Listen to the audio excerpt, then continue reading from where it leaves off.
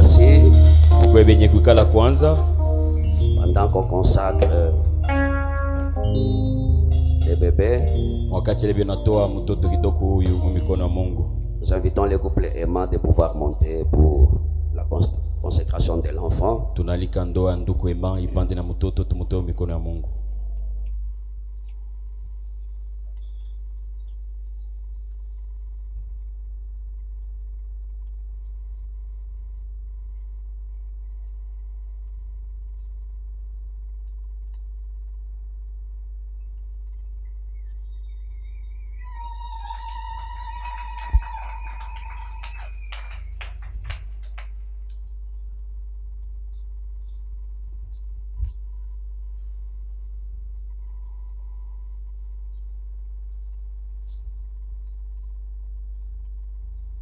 Nous prions. Seigneur Jésus, ce matin nous sommes un peuple heureux quand nous voyons ce couple se tenir devant ton peuple. Tu es tout puissant. Tu sais ce que le diable pouvait faire, oh Dieu, pour empêcher que cet enfant ne soit pas né. Nous t'avions invoqué, toi le Dieu qui ne manque jamais à exaucer nos prières, de pouvoir entrer en scène afin que cet enfant soit porté dans nos mains comme le portons ce matin. Pour cela, mon Dieu, mon roi, gloire, honneur te soit rendu. Dieu bien-aimé, nous sommes incapables de protéger cet enfant. Toi, le Dieu qui l'a protégé tous les mois dans les seins de sa maman, vous y encore être son protecteur, son bouclier pendant qu'il est sur cette terre des vivants. Interpose-toi, mon Dieu, mon roi, entre l'enfant et toutes les attaques du diable, d'où qu'elles viennent. Seigneur Jésus, si nous tardons encore une fois sur cette terre, nous voulons voir un jour cet enfant se ranger de ton côté, oh Dieu. Pour que cela soit possible, oh Dieu, je te demande de faire en sorte que sa maman soit le 5e évangile, afin de pouvoir montrer à cet enfant la bonne voie à suivre, oh Dieu Tout-Puissant, car c'est une responsabilité sacrée que tu lui as donnée. Mon Dieu, mon roi, dote-la de la sagesse et de l'intelligence maternelle, afin qu'elle puisse montrer à ses enfants la voie à suivre, Seigneur, qui est toi. Bénis les papas, Seigneur Jésus, qu'ils soient en bonne santé pour travailler, afin de subvenir aux besoins de la famille que tu lui as donnée, Père.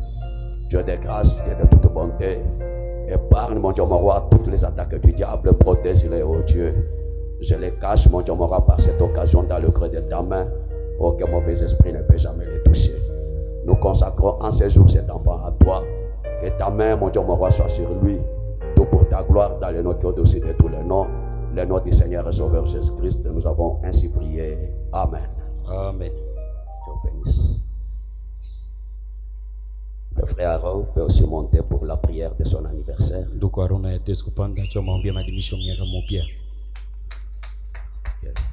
Okay. Nous prions. Seigneur Jésus, toi le Dieu Tout-Puissant, le Dieu qui a ajouté une année de plus à ton fils que voici. Dans des tempêtes, dans des maladies, Seigneur, même dans les attaques invisibles, oh Dieu, tu as été son Dieu. C'est ainsi que mon Dieu, mon roi, ce matin, en guise de témoignage, Seigneur, il s'est tenu devant ton peuple pour te dire merci. Toi le même Dieu qui l'a protégé, Seigneur Jésus, depuis les jours qu'il est venu dans ce monde, jusqu'à ce aujourd'hui, tu lui as ajouté, Seigneur Dieu, une année de plus. Sois encore son Dieu pour les jours, mon Dieu, mon roi, qui sont au-devant de lui. Tu connais la responsabilité que tu lui as donnée. Il a une femme et les enfants à élever, oh Dieu. Au-delà de cela, Père, il est un responsable, Seigneur Jésus. Je te demande, Père, comme il tient ta parole, Seigneur Jésus, puisse-tu faire que toutes les bénédictions qui accompagnent ces messages soient, mon Dieu, mon roi, son partage. Bénis le Seigneur Jésus-Christ, bénis ses enfants ainsi que sa chère épouse, oh Dieu Tout-Puissant. Tout ce qu'il peut toucher, que cela puisse prospérer, Seigneur Jésus. Je le bénis, Père, en ces jours. Et je bénis, mon Dieu, mon roi, ces jours qui pointent, mon Dieu, mon roi, son horizon. Je bénis son avenir, Seigneur Jésus-Christ. Au nom du Seigneur Jésus-Christ, nous avons ainsi prié. Amen. Amen. Joyeux anniversaire. Joyeux anniversaire kwako mzee. Nous pouvons nous tenir debout. Tutaweza kusimama bwima. Prenons Luc 15. Tubebe Luka 15.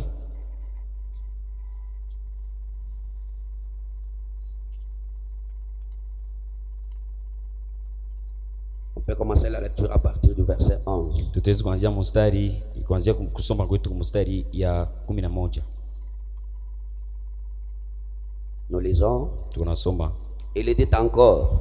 Akasema tena. Un homme avait 2 fils. Mtu mmoja alikuwa na watoto bawili. Le plus jeune dit à son père. Kijana akaambia babake, mon père, donne-moi la part des biens qui doit me revenir. Baba, unipatie kipande ya bintu bili vinapaswa kuya byangu. Le père leur partagea son bien. Na baba abakababula bintu. Peu de jours après, mashuku kidogo kisha, le plus jeune fils, kijana mwenye kwa mtoto kidogo, ayant tout ramassé, partit un pays éloigné, akalokota yote na kwenda inchi ya mbali, où il dissipa son bien en vivant à la débauche. Lakini akamaliza vile vyote mukuishi mu bubumbafu, mubundumba. Lorsqu'il y eut tout dépensé, wakati akapotesha vyote, une grande famine survint dans ce pays. Njala munene ikakuya mu inchi yake. Et il commença à se trouver dans les besoins. Na kaanza kulikotanisha sasa, anakuya mu mahitaji fulani. La se mettre au service d'un habitant du pays. Mukadiweka akakwe sasa mtendakaji wa mukadi moyo wa inchi. Il envoya dans ses champs garder les pourceaux. Ule alikuwa na mtuma mashamba kiende akamuchungie batoto ngulube. Nous prions. Tunaomba. Seigneur Jésus, ta parole vient d'être lue, ô Dieu. Ôte-nous du chemin et parle. Tu connais pourquoi tu nous as ainsi inspiré, Père. Sois le Dieu de ta parole, Père, en ce moment. Prends la relève, Seigneur Jésus. Personne ne peut pas enseigner à cause de la connaissance acquise à l'école ou pour avoir appris, Seigneur Dieu bien-aimé, la théologie. Non, Seigneur. Mais mon Dieu, mon roi, c'est toi le grand enseignant, le Saint-Esprit. Viens parler à tes enfants, ô Dieu, et tous les mauvais esprits te soient soumis, du début jusqu'à la fin. Et ta parole nous donne ce dont nous avons besoin. Bénis ce peuple qui est venu dans ces bâtiments surchauffés. Qu'ils soient connectés à toi, Père. Qu'ils oublient tout. Au nom du Seigneur Jésus-Christ, nous avons ainsi prié. Amen. Amen. Vous pouvez vous asseoir.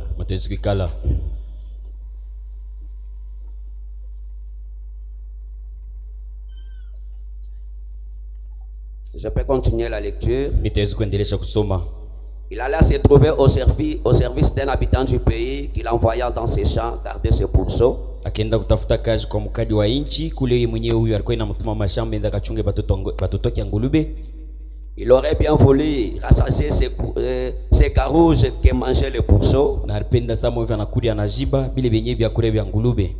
Mais personne ne lui en donnait. Hakuna hata mtu mmoja alikuwa inamupa hiyo. Et à rentrer à lui-même. Wakati ila karudia mu mawazo yake mwenyewe. Il s'est dit combien de mercenaires chez mon père ont du pain en abondance. Akasema sasa batenda kazi bangapi bali banakuwa kwa baba bali na vyakulia mubwingi yayo. Et moi ici je meurs de faim. Na mimi hapa naona kufa njala. Je me leverai. Nitalamuka. J'irai vers mon père. Mitenda kwa baba yangu. Je lui dirai. Tamwambia hivi. Mon père. Baba. Je péché contre le ciel et contre toi. Mimi natenda dhambi kupitia mina tendea mbingu zambi na weye. Je ne suis plus digne de te rappeler ton fils. Shina mwenye kulazimiwa kuita mtoto yako. Traite-moi comme l'un de tes mercenaires. Unitumikishe kwa vile vile sa mtendakaji wako moya. Il se leva et alla vers son père. Na kalamuka anenda kwa babake. Comme il était encore loin. Vile alikuwa tena vile vile lwambari. Son père le vit et fut ému de compassion. Babake akamona na mwenye kukamatiwa na furaha kabisa. Courit se jeter à son cou et le baisa. Na kukimbia kwenda kumkumbatia na kumpika kumutonga milomo. Bon, le baiser si c'est le baiser c'est à la nuque. Hii kutonga milomo yana kutonga milomo kwa milomo hapana, lakini ni mkabonga. C'est comme nous nous embrassons ici. Inakuya paka hivi shi tunakumbatiana. Le fils lui dit. Na mtoto akamwambia, mon père, je péché contre le ciel et contre toi. Baba, mimi natenda dhambi, natendea mbingu dhambi na wewe mwenyewe. Je ne suis plus digne d'être appelé ton fils. Mimi shina mwenye kulazimiwa kuitiwa mtoto yako. Mais le père dit à ses serviteurs. Lakini baba akaambia batendakaji bake, apportez vite la plus belle robe. Na mumuletee kanjo ya mzuri kabisa. Et l'en revêtez. Na kamuvika hayo. mumuvike hiyo, mettez-lui un anneau au doigt, mumweke sasa mpete kukilo lake et des souliers aux pieds, na bilato kumikulo wake.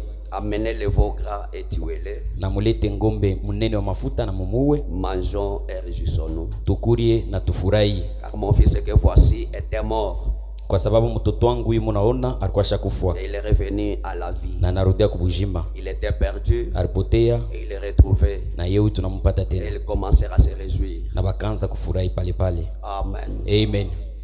Que Dieu bénisse la lecture de sa parole, Mungu abariki usomo neno yake, et qu'il bénisse aussi, na amibariki tena na mweye.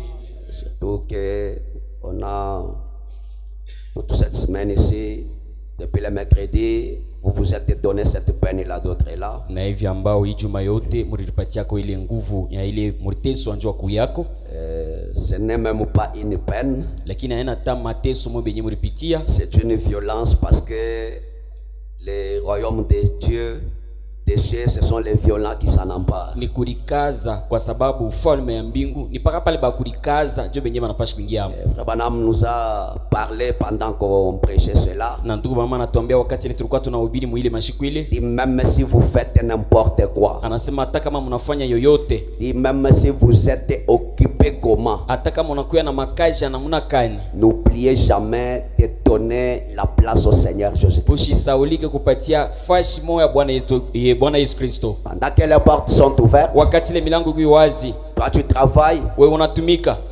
c'est-à-dire que tu dis que aller à l'église c'est perdre le temps, il faut que j'aille travailler. Pale sasa wewe unasema kwenda ukanisa ni kupotesha wakati, na pashi nyende nitumike. Amen. Amen. On ne perd jamais le temps en servant Christ. Abapoteshake muda au wakati mkutumikia Kristo. Si vous avez seulement cela en vous, c'est une grande chose. Kama ukutuna ile mkicho wako ni kusema ni kitu kinene sana unakuwa nacho. Je bénis Dieu pour la présence des frères et sœurs qui étaient là toute la semaine. Na bariki Mungu jua bandugu bote bale bariku yako juma hii mjima. Que Dieu vous bénisse richement. Mungu amibariki kwa utadiri. Je sais que toutes les prières faites en ces lieux, ces prières-là doivent vous accompagner pour que nous terminions cette année. Mina jua sema ombi yoje yenye kufanshika pa hii fashi tamishindikisha jumbu tupate kuisha hii mwaka. Et ces mêmes prières vont encore nous accompagner pour affronter l'année nouvelle. Na bia kweli maombi tatushindikisha vile vile tupate kukumbatia hii mwaka ya mpya hii Ce que le diable avait préparé, yote vile shetani mwenye alitayarisha, cela soit anéanti au nom du Seigneur bile Jésus-Christ. bipomoneo mjina Bwana Yesu Kristo. Amen. Amen. Nous continuons sur cette même lancée-là Tukunaendelesha paka mwile njia moya moya pour parler, de réfléchir à nos voix. njoo kusemezea kukishina kitu kenye kutungwa kuwazia kwa njia yetu. Aujourd'hui, nous avons pris Luc 15. Leo tunabeba Luka 15 Et là où nous venons de lire, na pale tunatokea kusoma. nous allons parler, nous attarder beaucoup sur ces fils prodigues. Tutasemezea kabisa kwa huyu mtoto mpotevu. Comment il avait un père riche. Namuna kana alikuwa na baba mtajiri. Un père qui avait tant d'ouvriers. Baba ule alikuwa na batendakazi mingi. Et ces ouvriers-là étaient payés convenablement. Na wale batendakazi bya kweli balikuwa be unalipiwa vile inastahili. La Bible dit ils avaient les pains en abondance. Na Biblia unasema balikuwa na kiakuri ya muutele hayo. Mais un jour, Lakini siku moja, comme chaque enfant est héritier du bien de ses parents, sasa hivi mtoto wote kwa murithi wa bizuri au bitu ya babake, cet enfant-là reconnaissait sa position. ule mtoto akafumbula sasa mshimamio yake. Il a dit à son papa, Na akaambia babake, je suis aussi un homme grand. bia kweli ni kumtoto wa kukomea na mimi. J'ai déjà grandi. Milisha kukomea. Je ne peux pas être chaque fois sous ta direction. Siwezi kuya wakati wote paka nyuma yako. L'héritage que nous avons, Yenye urithi ile tunakuwa nayo. je réclame ma part. Unipatie kwa kipande kyangu. Et le père lui a donné ça. Na baba wa benye anamupa hayo. La Bible dit, Na Biblia unasema, au lieu de rester dans le pays, bafasha kubakia muinchi yabo, il est allé dans le pays lointain. ya anenda muinchi ya mbali. Et le pays, c'est le message. Na inchi ile tunasemezea hapa ni mjumbe. Amen. Amen. Et lorsqu'il est allé loin, Na wakati anenda mbali vile, il a tout dépensé dans la débauche. ni kusema analabisha mfranga byote ile alimpatia mubunjumba. Pourquoi? Joni, Parce qu'il était parti loin du pays. kwa sababu arende mbali na inchi.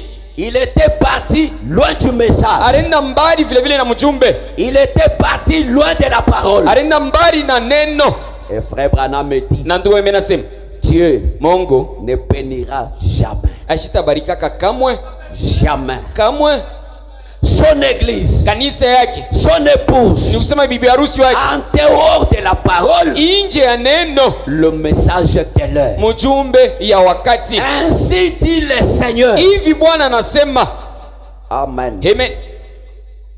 Et lorsqu'il est allé là-bas, Na wakati anaenda kule, il a tout dépensé. analabisha vyote Parce que loin de la parole, kwa sababu wakati tunakuya mbali na neno, c'est la boisson, ni mpombe, c'est la débauche, ni busharati, c'est la prostitution. ni busharati vile vile. Et ces choses-là marchent avec l'argent. Na bile binti vyote vyo natembea na franga. Écoutez, Mshikieni, le salut est gratuit, okovu iko ya bya bule, mais le péché est payant. lakini nzambi beo na iripia. Amen. Amen. Mais pourquoi tu payes pour aller en enfer? Lakini njoni ni unalipa njo kwenda muadezi, Pendant qu'il y a le salut sans rien payer. wakati okovu iko pale hautalipa kintu. Mon frère, ma soeur, Ndugu mwanaume na mwanamke, ne peux-tu pas revenir en toi? hawezi kurudia kwa wewe mwenyewe. Pendant que tu es en train de dépenser la part que ton père t'a donnée, Wakati leo unalabisha kipande kile babako anakupa, la force que Dieu t'a donnée, nguvu yenyewe Mungu anakupa, l'intelligence que Dieu t'a donnée, akili Mungu anakupa ile. pourquoi tu dissipes cela dans le monde? Njoo nini unalabisha hayo mudunia? Est-ce que je parle à quelqu'un ce matin? Eti unasemeza kwa mtu mmoja hii asubuhi. Lorsqu'il eut tout dépensé, Wakati la kamaliza kuisha vyote vile banamupatia, une grande famine survint dans le pays. njala mwa mkubwa ikakuya muinchi, Il commença à se retrouver dans le besoin. akaanza kukutanisha sasa mahitaji, Il alla se mettre au service d'un habitant du pays, akaenda sasa kutafuta kazi kwa mogadi wa inchi. qu'il envoya dans le champ de garder les pourceaux. Ula anamutuma sasa mu mashamba aanze kuchunga watoto ngulube, Bangulube. bangulube. Or en Israël, Japo mu Israel, un Israël ne pouvait pas toucher même le cadavre d'un porc. ni kusema mtu wa Israeli hashwezi kugusa hata ngulube wa kufwa, Comme il était loin du pays, vile alikuwa mbali ya inchi. quand le diable l'a eu, Wakati shetani anamchukua, il l'a amené à travailler un travail qui était en dehors de la volonté de Dieu. anamufikisha atumike kazi ile ilikuwa nje ya mapendo ya Mungu. La Bible dit, Biblia unasema il voulait manger même la nourriture des pourceaux. yeye alipenda kula tabia kule yenyewe bangulube. Personne n'était pas là pour les lui donner. Muntu atamwa shikukuye kwa kumupatia hayo. Pas la nourriture des humains. Hapana kiakule kia bantu. Il a raté la nourriture des humains. Ni kusema anapusa kiakule sasa ya bantu. Il a raté même la nourriture des bêtes. Anapusa tina kiakule kia banyama. Cet homme-là, Ule muntu ule, ce fils-là, ule mtoto ule, l'enfant d'un riche. mtoto mutadiri. Amen. Amen. Pourquoi? Jua nini? Parce qu'il est sorti dans le pays. Kwa sababu anatoka nje ya nchi. Est-ce que je parle à quelqu'un ce matin? Eti unasemezea mtu ya asubuhi. La Bible dit, Na Biblia unasema il est rentré à lui-même. akarudia mwenyewe mawazo yake. Il a dit, Anasema combien de mercenaires c'est mon père ont les pains en abondance. batandakaji bangapi bale beko kwa babangu beko na byakula mu hoteli hai. C'est mon père qui leur donne cette nourriture. Ni babangu cha mwenyewe anawapatia bile byakula. Mais me voilà ici, Lakini munyoneni mi huyo. cette vie de misère, Hii maisha yenyewe ya maskini, une vie de péché, maisha nzambi. pendant que j'ai un père Wakati ile niko na babangu, qui est riche en tout. ule anakuwa mtajiri mu byote. La souffrance a fait qu'il commence à réfléchir sur sa vie. Magumu ikafanya sanze kuwazia pa maisha yake. Le Baname nous a dit, Na ndugu maana tuambia, Dieu a un moyen de te rattraper, peu importe où là où Mungu eko na namuna moya yeye kukupata tena mu mkono wake ingao yote ile siku yako. un enfant du roi, Mtoto mfalme, une fille du roi, mtoto mwanamke wa qui mfalme, devrait être capable de mener une bonne vie. ule alipashaka kuwa na uwezo wa kuisha maisha takatifu. Mais lorsqu'il est sorti dans son territoire, Lakini wakati akatoka tu mwinchi yake, le diable l'a eu shetani anamchukua pour l'humilier. njoo kumshusha heshima. Amen. Amen. Et cette souffrance-là, Na ile magumu ile là, a fait qu'il commence à rentrer en lui-même. ikafanya sema aanze kurudia mu mawazo yake mwenyewe. Il dit non, non, non. Anasema hapana, Ici, je meurs de faim. hapa naona kufa na njala. Il dit non, non, non, non. Ase hapana, Je me lèverai. na tashimamaka siku moja J'irai vers mon père. mitende kwa babangu. Je lui dirai, mon père, mitamwambia se baba, j'ai péché contre toi. minatenda nzambi kwako. Et aussi, j'ai péché contre les cieux. Vile minatenda nzambi kupitia kumbingu. J'ai péché contre les cieux, j'ai péché contre toi. Nzambi minaitenda vile minaitendea mbingu na wewe vile. Maintenant me voici. Sasa hapa mioyo. Ne me considère plus comme ton enfant. Usinibebe tena saa mtoto yako hapa. L'héritage qui m'a été dû, je l'ai pris, je l'ai dissipé dans le monde. Urithi yenyewe ile ilipashaka kwa yangu, mimi naibeba, yeye mimi naenda kuyalabisha mdunia. Maintenant je suis main vide. Sasa hapa mikono niko wazi. Sans habit, shina na vazi yenyewe, sans souliers, shina bilato, sans nourriture, shina na kiakulia. Parce que la Bible dit, kwa sababu Biblia inasema, on a amené la robe pour qu'il soit vêtu. Bakaleta nkanjo ile yeye mwenyewe alipaswa kuvala. Il n'avait pas d'habit. Ashikuwa na mavazi. On lui a amené les souliers. Bilato wenyewe banamuletea bena kumuletea hivi. Il a manqué même les souliers. Nikusema alipusa tina bilato. Parce que il n'avait pas de nourriture. Kwa sababu ashikuwa na vyakulia. Pouvait-il seulement acheter les habits et les souliers? Alitafuta kuuza manguo na bilato na mnaka nikiakulia ana naki. Tout ça pourquoi? Ile yote jua nini? Un enfant du roi. Mtoto wa mfalme. Un enfant d'un riche. Mtoto wa mtajiri. Qui a quitté le pays. Ula naondoka nchi. Avec ses biens. Na bintu byake. Pour aller dissiper cela dans les mondes. Jua kwenda kualabisha yeye dunia. Amen. Amen. Et quand il est rentré en lui, na wakati akarudia mwenyewe mwenyewe, non non non, anasema hapana, je dois me lever. Mimi napaswa kulamuka miuyu. J'ai un père. Niko na baba tu. Je vais lui dire, mitamwambia, je ne vais plus être ton fils. Mimi sipende tena kuya mtoto yako. Et je sois seulement ton serviteur. Ni kwetu mtendakazi wako.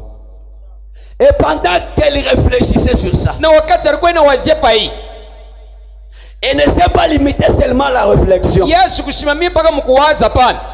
Elle a fait ce qu'il a pensé en lui. Akatenda sasa ile ilikuwa mu mawazo yake. Il s'est levé. Yeye mwenyewe anasimama. Il est allé. Anaenda sasa vers la direction de la maison. Kwenda vile kunyumba yabo kwa babaki. Tout ce qu'il avait préparé pour dire à son père. Yote ile alitayarisha je kumwambia babaki. Il ne lui a pas dit. Asikumwambia hiyo. Quand son père regardait de loin. Na kwa sababu wakati yeye angalia ni mbali. Babake wakati anaangalia mbali. Bien qu'il était maître à cause de la famille. Hata vile alikuwa mkonde njoo Angela alikuwa naye. Bien qu'il était nu sans habit. Hata vile alikuwa uchi asipo manguo. Bien qu'il ait été sans souliers. Hata vile sikukuwa na bilato. Le sang qui coulait dans ses veines. Damu ile ilikuwa inatembea mu mishipi yake. C'était le sang qui coulait dans les veines de son père. Damu ile ilikuwa inatembea mu mishipi babake. Il y a eu une connexion. Ukakuya sasa mapatano. Le père s'est levé. Na babake akalamuka. C'est mon fils qui vient là. Kusema ni mtoto wangu unakuja. Anenda kumkumbatia. Eko Mungu moja moja asubuhi. Reviens à ton père. Rudia kwa babako. Dans le bras tendu t'attendant. Eko na mikono yenye kunyolola njoo kukubeba. Amen. Amen.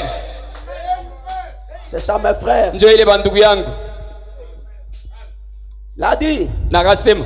Je ne suis plus digne d'être appelé comme ça. Shilazamiwe kuita tena mtoto yako. Le père est vite ému de compassion. Na baba akakuya sasa na huzuni pamoja na ule mtoto. Il courait se jeter à son cou et se pesa. Akakimbia, yeye unaenda kumkumbatia. Le fils lui dit. Mwana mtoto kumwambia. Le fils lui dit. Na mtoto anamwambia. C'est père. Baba, je péché contre toi. Mimi natenda kwako. Je ne suis plus digne d'être appelé fils. Shilazimiwe tena kuitia mtoto yako. Mais le père dit à ses serviteurs. Na baba akaambia batoto yake. Amen. Batenda kazi yake. Pendant qu'il voulait parler. Na wakati alipenda kusema. Le père a dit, laissez ça. Baba anasema acha tu vile vyote unatafuta kusema. Oh papa, laissez ça. Baba acha nyamasha. Seulement les gestes de venir. Paka ile mambo ya kufanya sasa ukuye.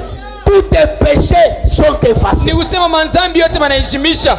Amen. Amen. Avant que tu parles, mbele ya wewe kusema, je connais ce que tu vas dire. Mungu anajua ile utasema moyo yako. Amen. Amen. Il est le même Dieu. Eko Mungu moja moja.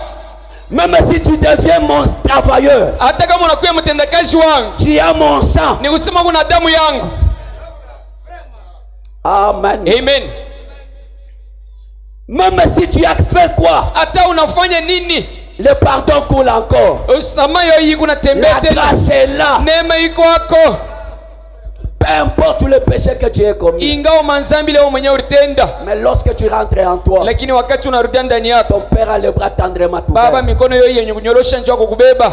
Mon fils que voici était mort. Mtoto wangu huyu munaona alikuwa shakufa. Et il est revenu à la vie. Na yeye anarudia kuzima. Il était perdu. Alikuwa shakupotea. Et maintenant, Na hapo sasa il est retrouvé. yeye huyu tunamupata. Il commençait à se réjouir. Na bakaanza kufurahi. Là où tu es, c'est la mort. Fashi ile kule wiko ni lufu. Reviens dans le pays pour que tu aies la vie. Urudia muinchi juu kwe na sasa na uzima. Il y a un papa Kuko baba qui se soucie de toi. ule kuna uzunika juu yako, La unahangaika vie juu que yako. tu mènes ne plaît pas ton père. Ni kusema yenyewe maisha unakuwa naisha leo haifurahishe babako. Ton père est riche à maison. Babako mtajiri mu manyumba. Il est riche en terre. Eko mtajiri mu bulongo. Toutes les richesses du monde, c'est sa création. Mtajiri yote ya ulimwengu tunu ni viumbe Là où vyake. il n'y a rien, il met la chose. Yeshi la pana kitu yanaweka hapo kitu. Parce qu'il est le créateur. Kwa sababu yeye ni Il est muumbaji. le Dieu que je te prêche ce Kwa matin. mwenye Mungu leo nakuhubiri asubuhi. Rentre en toi. Rudia ndani mu mawazo De yako. la vie que tu mènes. Acha maisha leo unaishi. Ton père, Baba yako il est le riche des richards. eko mtajiri wa baba tajiri bote. Amen. Amen. S'il donne la vie, Kama na yeye analeta uzima. la chose la plus glorieuse qu'il soit. Kitu kenye kia utukufu kile kiko hapo. Qu'en est-il des petites choses de Itakuwa ce na monde? mwanaka ni jowa bintu kidogo hii. Amen. Amen. Reviens en toi. Rudia mu mawazo yako. Écoutez, Shikieni. ceux-là qui reviennent en eux, Bale beko narudia mawazo yabo. ce sont ceux-là qui ont le sang de leur Ni papa. bale beko na damu ya baba yabo. J'aime voir quelqu'un, Mimi napenda kuona fulani peu importe ce qu'il a fait, ingao yote ile nafanya. lorsqu'il réalise, Wakati ile mwenye anatambua moi ici, mi huyu j'ai déjà connu l'expérience avec Dieu. misha kuonjwa pamoja na Mungu wangu. Regardez la vie que je mène. Angara sasa maisha ni unaishi. Non, Seigneur, Oh hapana Bwana. pas cette vie. Hapana hii maisha hii. Amen. Amen. Vous savez, Unajua nous avez parlé d'un papa qui avait beaucoup de biens. tunasemezea mambo ya baba ule alikuwa na bintu mingi. On nous avait parlé d'un papa Bado qui avait beaucoup. tusemezea kwa baba ule alikuwa na bintu mingi. Et ce papa-là Na ule baba ule avait une loi dans son entreprise. alikuwa na sheria vya kweli mu kampuni yake. Ici chez moi, Asema huku kwangu si quelqu'un casse même une assiette, ni kusema hata kama mtu anapasula nsani moja, donc c'est la peine de mort Ni pour kusema- cette personne. ni kusema kama unapasula nsani huku kwangu ni lufu njo yenye inakuchunga.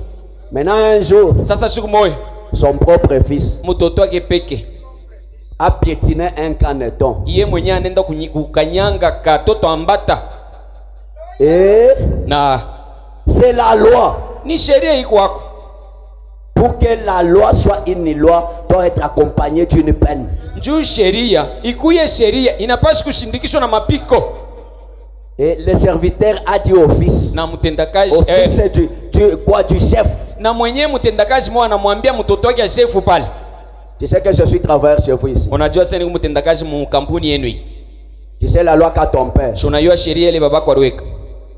Si tu ne veux pas que je t'accuse, j'ai ton père. Kama upende sasa nyende nikustaki kwa babako, Le travail que moi je vais faire, kazi ile mimi tafanya. toi commence à faire ça. Wewe uanze uifanya kuanzia leo. Afin que moi je sois libre. Njoo sasa mimi nikuwe huru. À la fin, moi je récupère seulement le salaire. Kumwisho tu mimi nabeba tu paka malipo yangu. Pendant que toi tu travailles. Mwakati leo unatumia milo wangu shina takule. Il y a ceux-là qui travaillent, mais dit le diable récupère le salaire. Kuko bengine bali banatumika lakini shetani yeye unabeba malipo. Parce que Dieu n'a pas ses mains sur ce que tu fais. Kwa sababu Mungu ashina na mikono yake pa bile unafanya. Et l'enfant Na mtoto pale a dit oui. anasema Au ndio. lieu que je meure, Asipafasha mimi kufwa. c'est une bonne proposition. Unanyonyesha mambo mzuri. Frère Branham me dit, Ndugu beme anasema si le diable a le dessus sur toi, il te propose le marché. kama shetani anakutawala, ye mwenyewe unakuonesha vya wewe kufanya. Amen. Amen. Au lieu que vous mouriez tous, Bafasha wewe kufa au mwa kufa mwe bote. choisissez seulement quelqu'un. Chakula tu mtu moja. S'il ne m'aime pas, nous vous serons assujettis.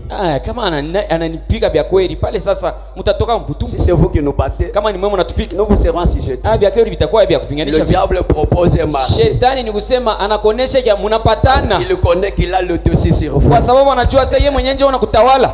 Amen. Amen. L'enfant dans la position de faiblesse, il a accepté. Mtoto mwakati ile analiona asema hapa shina na kwa kwenda anaitikia. Amen. Amen. La va commencer à travailler. Mtoto akaanza kutumika. Va commencer à maigrir. Mtoto anaanza kukonda. La santé a commencé à se détériorer. Afya yao inaanza kumpotea pa maungu. Son papa regarde. Babake anaangalia mzuri. Fils, mtoto, c'est quoi? Ni nini hii? Tu es malade? Uko mgonjwa? Non. Hapana baba, sina mgonjwa. Tu ne manges pas? Au kulie? Je mange. Baba kulia, na unakulia tu mzuri. Pourquoi ta santé est comme ça? Afya yako inarabika hivi chua nini? L'enfant a dit. Na mtoto anasema, papa, baba, j'avais peur de te le dire parce que j'allais mourir. Nilikuwa naboka kukuambia ukweli kwa sababu nilikuwa na wazee nitakufa. Parce qu'il y a une loi dans notre pays. Kwa sababu kuna kwa sheria mkampuni yetu. Il y a une loi dans notre société. Kuna sheria mkampuni yetu. Si je te le dis. Kama mimi nakwambia hiyo baba, vraiment tu vas me lapider, me tuer. Kweli si utanyua mimi huyu. Quoi fils? Mtoto ni mambo kanienyewe ufanye. Non, un jour papa. Oh baba, siku moja en marchant, mukutembea, par inadvertance j'ai piétiné le caneton. Mimi nakanyanga mkatoto ambata baba. C'est pourquoi vous me voyez comme ça. Njoo kwa maana unaniona mimi nakonda hivi. Le père dit, ah, baba anasema unasema nini? John, tu es sorcier? Uko na buloji nini? Tout c'est bien ici, je le cherche pour qui? Bintu vyote unaona hapa si nini unavitafuta juu yako yenu? Si je meurs, qui sera héritier? Kama mimi nakufa leo utawa murithi ni nani? Pour un petit caneton. Njoo katoto ambata tu. C'est pourquoi tu es comme ça. Njoo kwa maana unakonda hivi. Mon sang, damu yangu. Les enfants pour que je travaille. Batoto wale mimi mwenyewe ni unakufa na kazi nikufie hiyo. Tu commences à m'écrire à cause d'un caneton. Unaanza kukonda. Njoo katoto ambata kaurua. Qui t'a proposé ce marché là? Ni nani mwenyewe anakuambia hiyo kufanya hivi? C'est qui? Ni nani? C'est moi. Oui. À partir d'aujourd'hui, kuanzia leo, le contrat est toi tu es licencié sans préavis. Ni kusema wewe kuanzia hapa kazi yako naisha, mimi nakuandama. Qui est ce roi là qui ne respecte pas ces lois? Ni mfalme kani ule asheshimishe yenye sheria yake. C'est toi qui as établi ça. Ni wewe unajua uweka ile sheria. Non. Hapana. Mes enfants, watoto yangu, entre là où vous ne pouvez pas. Beko naingia fashi ile moyo mwezi kuingia. Abraham me dit. Ndio mimi nasema. Les anges sont les serviteurs de Dieu. Malaika wanakuwa batenda kazi ba Mungu. Nous sommes les enfants de Dieu. Sisi tuko watoto wa Mungu. Nous entrons là où les anges ne peuvent pas. Tuko naingia fashi ile malaika hawezi kuingia. Ne convoitez pas les anges. Usitamanie vya kweli ba malaika. Vous êtes plus que les anges. Unashindia ba malaika kweli. Votre père est mort pour vous. Baba yenu inakufa juu yenu. Rentrez en vous. Murudie mwe wenyewe. Seigneur, Baba, cette vie ne nous mérite pas. Hii maisha hii haitustahili shie. Lorsque l'enfant a dit à son père, wakati ile mtoto anaambia babake vile, la cause de son amaigrissement, ni kusema yenye tumbo yenye kukonda kwake, la question fut réglée. Pale sasa maneno inapata jibu. Il est le même Dieu ce matin. Eko Mungu moja moja tena ya asubuhi. Abraham me dit, na ndugu mimi nasema, même si tu as tué, Dieu pardonne. Hata kama wenyewe uruua, Mungu anasamea bantu vile. Amen. Amen. Je suis dans la base de la communion. Niko mumahubiri mishingi ya ushiriki. Abraham me dit, na ndugu mimi nasema 14:61 yenye kuhubiri mwaka 61 28 28 aya. Après avoir perdu la communion avec Dieu, kisha kupotesha ushiriki na Mungu, l'homme est devenu un vagabond. Mtu anakuya kawaya waya.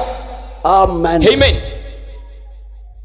Il était obligé de se débrouiller. Alikuwa mwenye kusukuma sasa ndio kulitafutisha. Amen. Amen. Un vagabond, kawaya waya, quelqu'un qui se débrouille, mtu leo analitafutisha parce qu'il a perdu la communion avec son kwa Dieu. sababu anapotesha sasa ushiriki na Mungu wake. Avant cela, mbele ya ile, c'est Dieu qui le prenait en charge. ni Mungu ndio mwenye alibeba bujito wake. Avant le vagabondage, mbele yeye kwanza kuwayawaya, avant la perte de la communion, mbele yeye kupotesha ushiriki na Mungu pamoja, il avait un père. alikuwa na baba. Avant qu'il piétine le caneton, mbele yeye kukanyanga katoto mbata, son père le prenait en charge. babake alikuwa inabeba bujito wake yote. Voyez, mnaona? Bana me dit, na tuwe nasema, mais aujourd'hui, lakini leo hapa il voit qu'il doit se débrouiller lui-même. Yeye mwenyewe anaangalia naona sema inapaswa kulitafutisha mimi mwenyewe. Et frère Branham me dit, Na tuwe nasema se débrouiller c'est une chose très difficile. Kulitafutisha ni kitu kimoja kia nguvu kabisa. Amen. Amen. Ne te débrouille pas. Usilitafutisha pana. Parce que c'est une chose très difficile. Kwa sababu ni kitu kimoja kia nguvu kabisa. Amen. Amen. Voyez. Mnaona? Branham me dit. Na tuwe nasema Il n'a donc pas un père aimable pour veiller sur lui. Ashina tena na baba mpendo la tuwezi kwanza kuangarishisha juu yake. C'est pourquoi il se débrouille. Ndio kwa maana anaanza kwenda kuna huko inatafutisha. Il vit une chose difficile. Haikuwa inaishi kitu kimoja kia nguvu. Loin de son église. Mbali ya kanisa yake. Loin de la parole. Mbali ya neno. Loin des merveilles de Dieu. Mbali ya bizuri biema byenye bya Mungu. Pourquoi? Nini? Il a perdu la communion. Anapotesha yenyewe ushiriki. Voyez? Unaona? Il n'a pas quelqu'un qui peut le prendre en charge. Hakuna mtu la tezi kubeba ushiriki wake tena hapa. Bana me dit. Na tuwe nasema un père aimable pour veiller sur lui. Baba mpendo kuangarishisha juu yake. Les protéger. Ni kusema kumchunga, les guider, kumuongoza, les diriger, kumuongoza vile, les nourrir, kumurisha na kumurisha, l'habiller, kumuvika, le prendre en charge comme auparavant. Kubeba bujito yake yote sa zamani. Dieu nous protège. Mungu anatukinga. Dieu nous donne les vêtements. Mungu anatupatia mavazi. Dieu nous nourrit. Mungu anaturisha. Dieu nous donne des maisons. Mungu anatupatia manyumba. Aussi longtemps que nous sommes en communion avec lui. Wakati ile shimo wote tunakuwa mushiriki pamoja naye. Amen. Amen. Si tu es comme ça, kama uko vile, tu as perdu la communion. Ni kusema unapotesha ushiriki. Reviens en toi. Urudie ndani yako. Moi ici, mi huyu sasa, j'ai un père. Niko na baba qui a tant de choses. Ule una bintu mingi. Je vais rentrer. Mitarudia lwangu. Amen. Amen. Voyez? Unaona? Baba me dit. Na tuko mimi nasema, au lieu donc de revenir, bafashi ya kurudia, il cherche à se frayer son propre chemin. Ye mwenyewe anaanza kulikaza apasule ponjia yake ye mwenyewe. Fais comme cet enfant. Wewe fanya tu sawa huyu mtoto. Reviens. Rudia lwako. Voyez? Unaona? Il veut se frayer son propre chemin de retour. Anapenda kupasula njia yake ya kurudia. L'homme veut se frayer son propre chemin. Mtu anapenda kufanya njia yake yeye mwenyewe. C'est ce qu'il a toujours fait. Ndio kenyewe anafanyaka zaidi. C'est ce qu'il fera toujours. Ndio kila atafanyaka paka. Je pense. Na wazia. Chercher à se frayer son propre chemin. Hiyo unatafuta kupasula njia yake yeye mwenyewe. Frère Branham me dit. Na ndio mimi nasema. Et chaque fois qu'il se fraye son propre chemin, il se trompe toujours. Na wakati yote ile mwenyewe anapasula njia yake, anarilandaka paka. Amen. Amen. Vous vous trompez. Unarilanda. Revenez. Murudieni. Amen. Amen. Regarde. Angali. Comment tu t'es trompé? Namuna kani unaridanganya. Regarde les résultats. Angara sama matokeo unapata. Reviens. Rudia tuwe Bwana. Voyez mes frères. Mnaona bandugu yangu. Je suis dans l'enfant prodigue. Niko mumutoto mbotevu mahubiri. Baba me dit. Na tuwe mimi nasema. 27 août 50. Verset 8 27. Makumi mbili na saba. Paragraphe 36, frère Branham me dit. Aya makumi tatu na sita ndio mimi nasema. Remarquez. Mwangalieni. Je peux le voir comme un grand. Mitaweza kumwona saa mtu mkubwa. Pendant qu'il avait l'argent là. Mitaweza kumwona saa mkubwa, saa mtu mnene sana wakati alikuwa na fedha. Dans des places publiques. Mafashi moya ile bantu beko naingia hii. Voyez? Mnaona? Des places publiques là. Ni kusema fashi utona saa pa mahali pale ule unavimba, mko bison yeye ule unatembea. Des places publiques. Mafashi ya vile vile. Vous savez? Mnajua? J'aime toujours poser des questions. Inariswalaka wakati yote. Vous ne verrez jamais un frère ou une sœur qui s'est publié sur Facebook en brousse. Hautaonaka nduku wa kumjumbe au mwanamke wa kumjumbe anaweka picha yake pa réseaux sociaux yenye mwenye kusimama mpori. Même devant une petite maison là qui a des pierres là-dessus. Ata kumbele akanyumba kamoka anakuwa na maibwe pa lata sama nyumba mchamundendum. Amen. Amen. Quand il a les habits en lambeau, il ne se publie pas. Wakati leko na mangua moya ya buchafu saa zingine sha kupasuka na ngaraze banyone vile pa Facebook. Et il y a les gens dont toute leur vie est exposée sur les réseaux sociaux. Koko bantu bengine yeye anauza ko kilato kia sasa. Anapiga pose. Anauza ko saa pantaloni ya sasa. Yeye ule wanaamba picha wanaweka pa Facebook. Maisha yake ni kulitangaza vile vile pa Facebook. Et sur Facebook, on te voit dans le monde entier. Na unapaswa kujua si Facebook. na muamerika banakona Sur Facebook, pa Facebook pale. même les sorciers que tu as fui te voient. Balozi benye balori kimbeaka kunganda nshika bale beko nakona mzuri. Frère Branham me dit, Na ndugu mimi nasema si kama le secret est dans mon cœur entre moi et Dieu, le diable ne le connaît pas. siri kama inakuya mumoyo yangu katikati yangu na Mungu, shetani hasiwezi kuiyua. Mais lorsque je le dis, Lakini wakati mimi naisema tu, le diable s'en empare shetani anakamata hayo. et il en fait les dégâts. Na pale sasa yeye mwenyewe anafanya inakuwa kikwazo. Amen. Amen. Atafanya mambo minene kupitia ile. C'est pourquoi Njo kwa maana le septième saut est un silence. muri ya saba inakuya sasa ni kimya. Amen. Amen. Le diable se demande Shetani yule liswali ce que Dieu va kile faire. Mungu atafanya. Que votre vie soit le septième saut. Maisha yenu kwa sasa ni muri ya saba. Amen. Amen. Voyez mes frères. Mnaona bandugu yangu, Pendant qu'il a fait l'argent sur les places publiques, wakati alikuwa na fedha yeye ule paposo na pamaluku libambisha picha. on te regarde, tu as une veste de $500, Maana kuangalia ushakuvala yenye kasaku yenye ya $500, des souliers 300 na ile mnayo. bilato yenye mokoto ya 300 na vyote vile mnajua. Il y a les gens qui connaissent des griffes et te regardent comme ça. Kuko bantu wengine wanayo na kuangalia tu ushakuvala. On t'appelle, on dit tu ne peux pas m'envoyer même 50 000. On n'a rien, on n'a rien avec cette veste là de 500. Des souliers, non, tu es mauvais. Muntu eko mwenye kukala kwa ngwadi kule. Anikala umo na kuangalia na ile picha ulisha kupiga nkocha anasema huyo wana makoto. Hawezi kunitumia kwa 50. Voyez? Mnaona? Parfois tu n'envoies rien même à ta mère. Saa zingine na mama yako mwenye umtumiake hata 1 franc. Elle emprunte même une allumette. Ni kusema tina alimeti awakisha na moto mama yako nenda kukongola. Bwana. Est-ce que tu as une bénédiction pour ta maman ou ton père? Weye, huku baraka njoo jamaa mamako babako. C'est être fils prodigue. Ni kuya mtoto mpotevu kama uko vile. Dans des places publiques. Bamafasha bantu bote vile. Et frère Branham me dit, Na ndugu mimi nasema avec des appareils de jeu d'argent, na yenye vyombo ya kuchezea michezo ya franga. entre au billard, Wewe kubiari wewe ule pale. le jeu de cartes. Na michezo ya karta. Voyez, Unaona? dans des salles mal famées. Ni usema mumafashi machumbe mahoteli yenye mabar mafasha vile vile. Et tout. Kuma munu palasa na Et biote. quelques instants après, Na muda mwa kidogo tena son pale. argent s'épuisa. Franga yote kamuisha. Ses amis disparus. Marafiki wote walikuwa kumpembeni hapo anacheza naye biari banapotea. Amen. Amen. Il y a un ami qui n'abandonne Kwa pas. rafiki ule C'est shachake. le Seigneur Ni Bwana Jésus-Christ. Yesu Kristo. Même dans la pauvreté, Hata wakati unakuwa même dans umaskini, l'abondance, hata unakuwa muhitaji, il est l'ami fidèle. yeko rafiki mwema. Amen. Amen. Beaucoup d'amis Ba mingi barafiki sont les amis par intérêt. beko barafiki beko natapenda benapenda kone amo. Amen. Amen. Amen. Amen. Commets seulement une erreur, tu vas voir. Tena tunkosa moya utaona vile mambo itabadilika.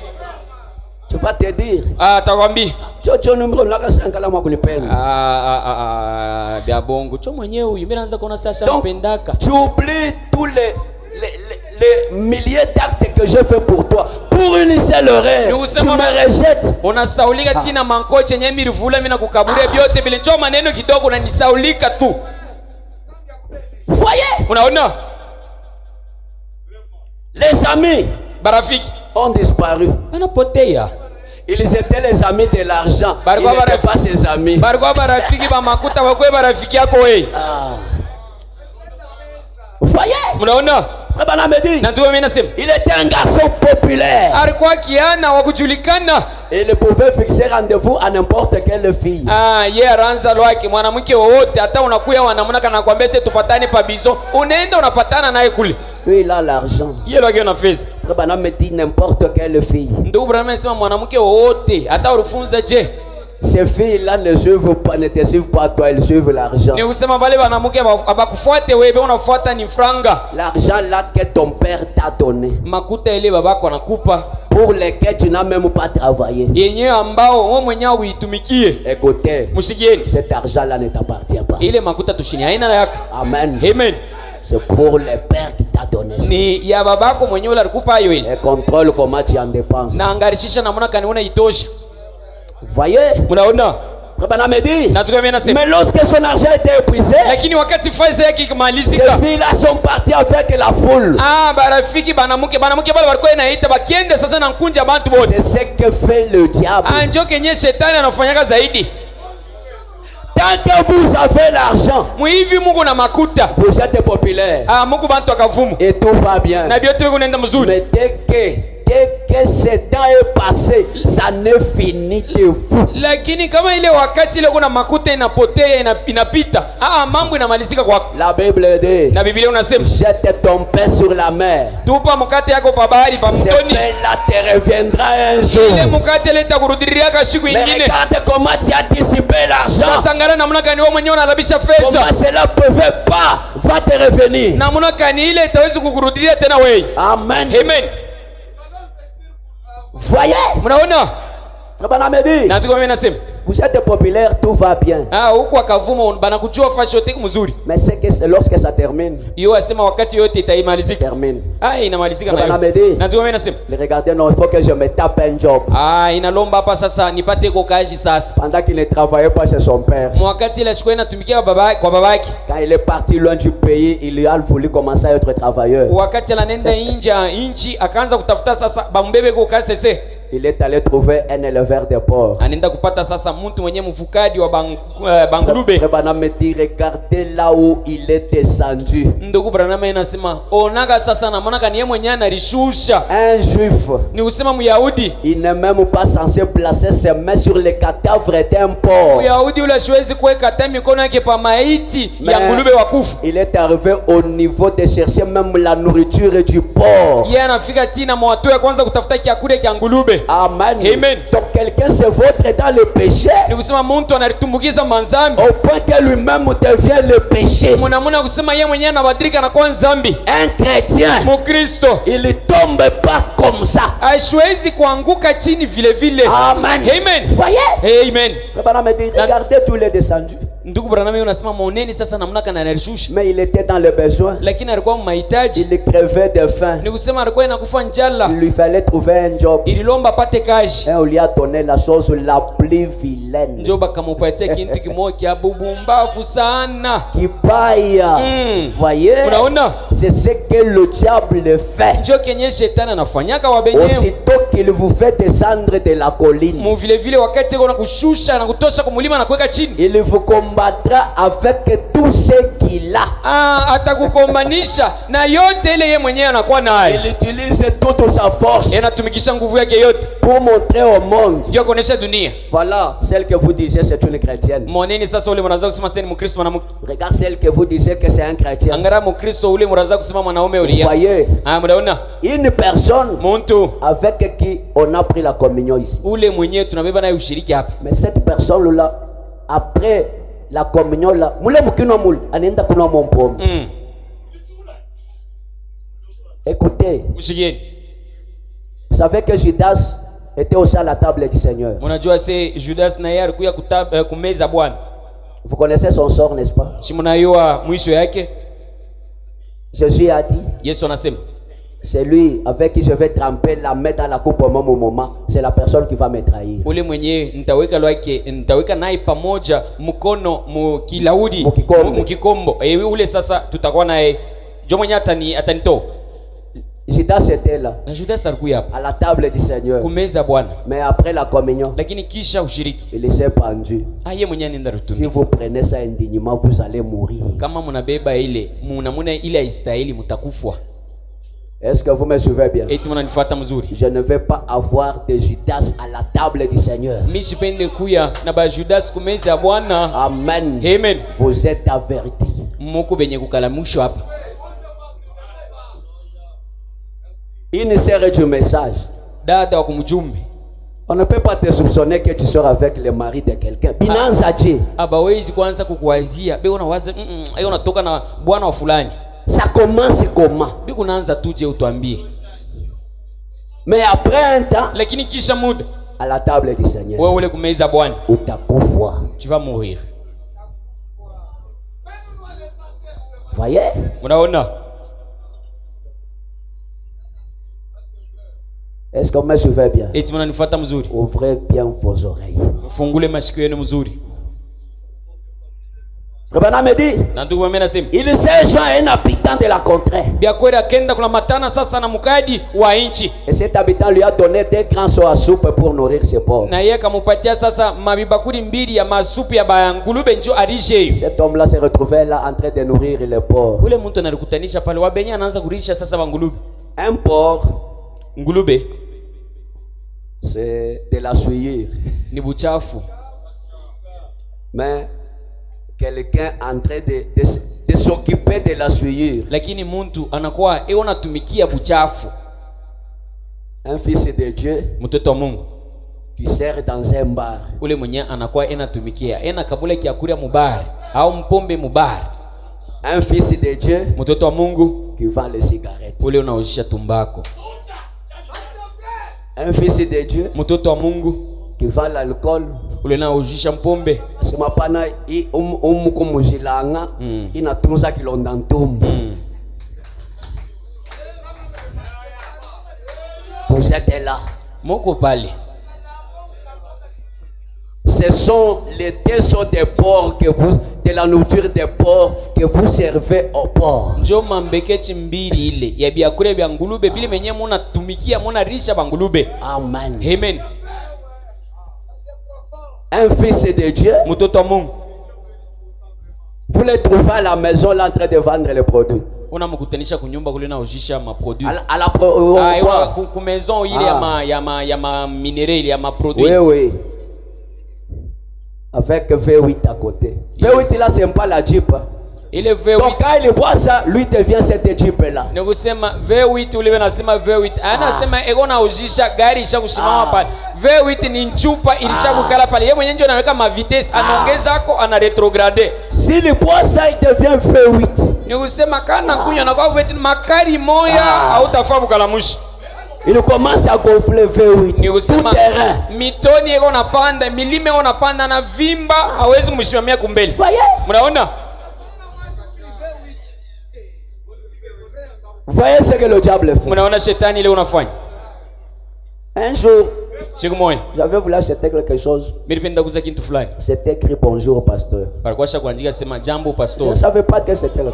Mimi sikujua sema ni pombe.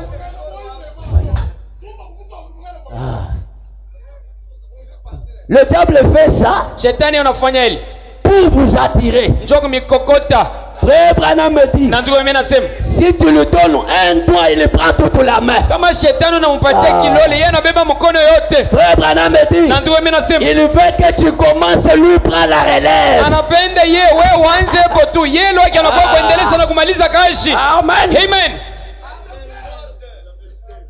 Est-ce que vous me suivez bien? Eti mnanifuata mzuri? Ma frère Biléo. Les frères, les amis. On m'a parlé d'un frère, un soi-disant frère. Bananyambia kwa ule wa kuliita sema ni nduku. Un jour je l'ai croisé en route. Siku moja nakutana na yeye mubalabala. J'étais vers le révérend Zoé. Nilikuwa na mheshimiwa Zoé. Il ne venait plus à l'église. Ashikuanza kuja tena kanisa. Je lui ai dit. Mimi namwambia, toi tu ne viens pas à l'église parce que je réprimande de la boisson. Wewe ukuja tena kanisa kwa sababu unafokea bali wewe unakunywa pombe. Non pasteur, moi je ne prends pas la boisson. Pastori hapana, mimi sikunyage pombe. Chunga nimeambia. Laissez-moi vous dire quelque chose. Kumecho kwa pombe kunaonekanaka.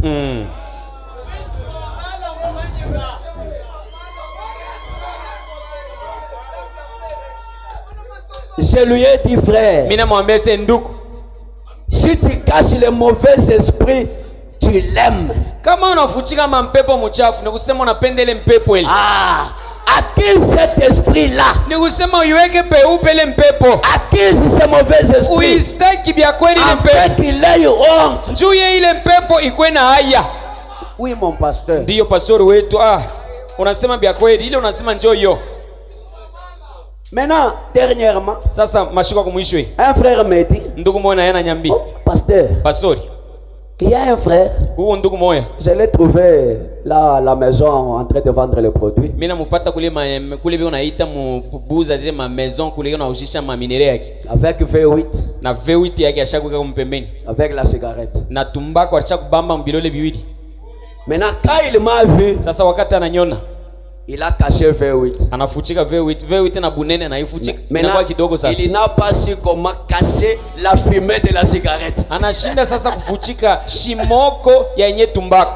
J'ai dit pasteur, il m'a dit je vais vous montrer ce frère là. Na anamwambia pastor, c'est pastor, nitakuoneshaka ule bwana ule. Je lui ai dit que c'est elle. Mimi namwambia c'est ni fulani, mimi namuyo mzuri.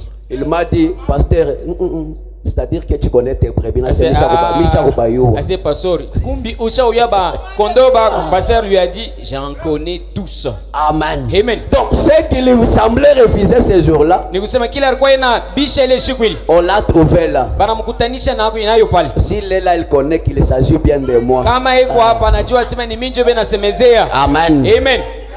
Et vous les sœurs qui avez vos frères qui fument, Na mweba dada Mungu na babwana yenu munyumba bena futa. qui boivent, Beko na kunywa. priez beaucoup pour eux. Mubaombe ko mingi. C'est un mauvais esprit. Ni mpepo mchafu. Frère Branham me dit fumer la cigarette, c'est un mauvais esprit. Ndugu roho anasema kufuta tumbako shini mpepo mchafu. Vos maris là sont possédés. Ni kusema babwana yenu bale beko benye kuchukua mpepo mchafu. Ils mangent la nourriture des porcs. Ni kusema bwanako wewe unakula kiakula kia ngulube.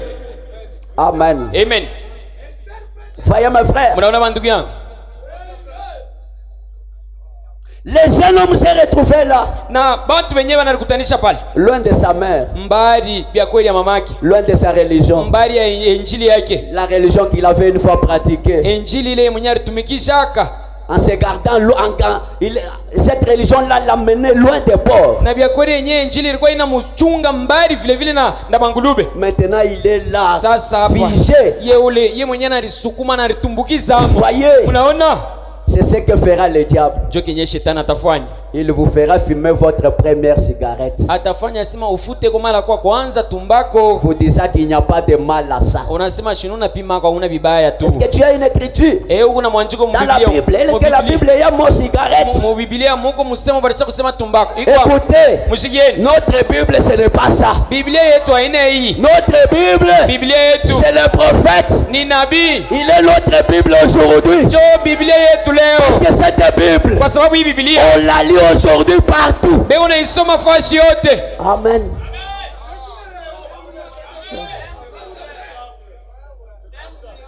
Mais notre Bible, Lakini Biblia yetu on lui a dit, banamwambia ne fume pas, usifute, ne bois pas, usikunywe, ne suis pas ton corps, usichafule mwili d'aucune wako. manière, Muna yote. parce que j'aurai un travail à accomplir avec Kwa sababu toi. utakuwa na kazi ya kutimiza na wewe. C'est ce que notre Bible dit. Mimi najua sema Biblia yetu inasema. Amen. Amen. La cigarette n'est pas ici, Tumbako haina mu hii Biblia. mais elle est mentionnée dans notre Bible. Lakini kuyenye kuandika Biblia yetu. Le fabricant même de la cigarette Mwenye ule alitunga yenye tumbako ile. a écrit dessus, Anaandika pale yulu. fumer nuit gravement à la santé. Ni kusema kufuta, hii unalabisha kabisa. Anaongeza na kabisa kwa afya. Amen. Amen. L'alcool, Pombe yenyewe c'est le cancer. inakuwa ni kansa. Amen. Amen. C'est la cirrhose de foie. Ni kusema mafuafu yenyewe inaoza. Voyez, Unaona? frère Branham me dit, Na ndugu mimi nasema nous sommes pauvres aujourd'hui à cause de la boisson. tukuba maskini leo njoo ya mpombe hii munaona. Si tu es quelqu'un alcoolique, Kama huko wa kunywa aka tu mpombe ne feras rien dans ta vie. utafanyika kitu hata mwa maisha. Le message de Branham Chumba Branhami nous fait quitter l'alcool, yule tutosha nous fait mpombe quitter la cigarette, na tutosha mtumbako. que nous soyons des gentlemen. Tukwe bantu ba heshima. Amen. Amen. Nous quittons la vie des Sema pauvres tunatoka maisha ya bangulube. pour vivre la vie des agneaux. Tuisha sasa maisha bantu takatifu. C'est ça le plus grand miracle. Jo yenye midiza au mudiza munene. Amen. Amen. Le changement de la nature. Mabadiliko ya umbo. C'est ça là, le miracle. Jo yenye mudiza ile. Le Branham me dit, Ndio mimi nasema un porc, usema ngulube. même si vous lui lavez, Hata unausha na munakani. vous mettez des vernis à ses ongles, Bia kwani mnaweka verini kumankucha. vous lui donnez une robe de grande valeur, Kupatia nkancho wa bei kabisa. comme il est cochon, Kai vye kwa ngulube. il va retourner toujours dans les bourbiers. Atarudia paka mwenye potopoto. Mais Lakini lorsque la parole wakati neno entre dans son cœur, ingia moyo yake change la nature, inabadilisha umbo yake, il se na lave, pale ananawa il reste propre. anabakia sasa wa Et propre. les agneaux, Dieu les bénisse richement. Na vya kweli bakondo Mungu awabariki kabisa. Amen. Amen. Tu me regardes, Unanyangari. j'ai fumé, Mimi nilikuwa ninafutaka. je ne fume plus. Hapa mimi sifutake tena. J'ai buvais, Nilikuwa ninakunywaka. je ne buvais plus. Utaleja shi kunywake J'étais tena. un coureur de Nilikuwa jupons. ninafuata tu na mke. Je ne fais plus Leo cela. mimi sibafuataki tena. Pourquoi? Jua nini? La parole de l'air, Nene le wakati message de Branham, chumba Branhami lorsqu'il est entré dans ma vie, wakati inaingia maisha ma yangu. vie a changé. Maisha yangu Oh, mon inabadilika. frère, ma soeur, Ndugu mwanaume c'est mwanamke. la vérité. Ni ukweli. Écoutez, Mshikieni. ce n'est pas qu'on ne buvait pas. Aina kusema shaba tuanze kunywaka. Amen. Amen. Ce n'est pas qu'on ne fumait pas. Aina sema tuanze kufutaka. Dieu Mungu a fait quelque chose. anafanya Il kitu est le fulani. même Dieu pour Iko toi. Mungu moja moja tena juu yako. Amen. Amen. Lorsque moi je buvais, Wakati ile mimi nilikuwa ninakunywaka. je ne buvais pas pour me plaire. Siku kwenu unakunywa njuu bantu banipenda au nisifurahishe bantu. Non. Hapana. Mbele pombe yenye mukino ikalana kabuchungu. Hata mpombe yenyewe mkinywa iko na buchungu. Aikalake butamu. Butamu ya mpombe ni kulewa. Ndio. Kama nakukutana tumpombe ako toloka sepima na wenda seni twa nini. Chumi sitalewa. Ni usema una mlevi vya kweli. Mi kama mimi nakuta pe nakula mpombe. Bakanza kufuchika mampombe hapo. Huyu akifike ni very tele anakuna. Aneke ngine mimi nalewa mimi naenda. Kama ni kukuna ni kukunia hapo. Si c'est boire, je en prends comme il faut. Sasa unataka kwenda mwanfer na tumpombe, toi tumasashe. Hata mwe benye. Unatukuna vile unabeba na tumbombo, unaanza kulambula.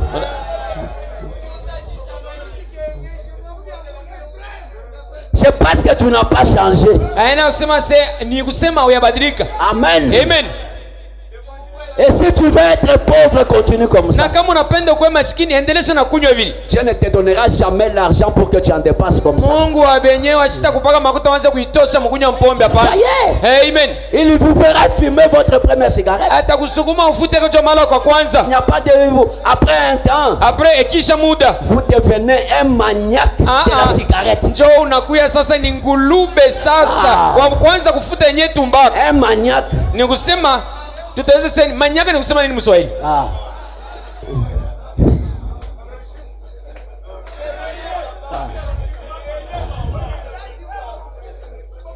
Voyez? Munaona?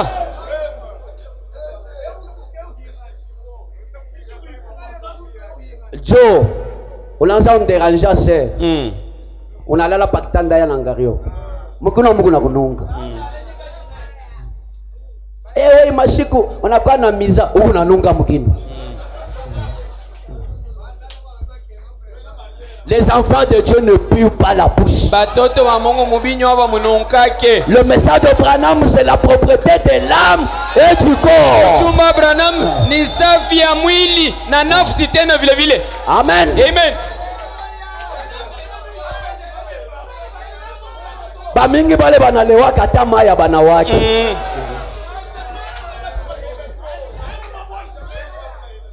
Avec le message de Branham, na mchumba Branhami, être comme ça, kuya vile c'est la vie d'un porc. ni maisha ngulube. Revenez, Murudieni. ton père est t'attend. Babako yuko nakuchunga. Voyez? Unaona?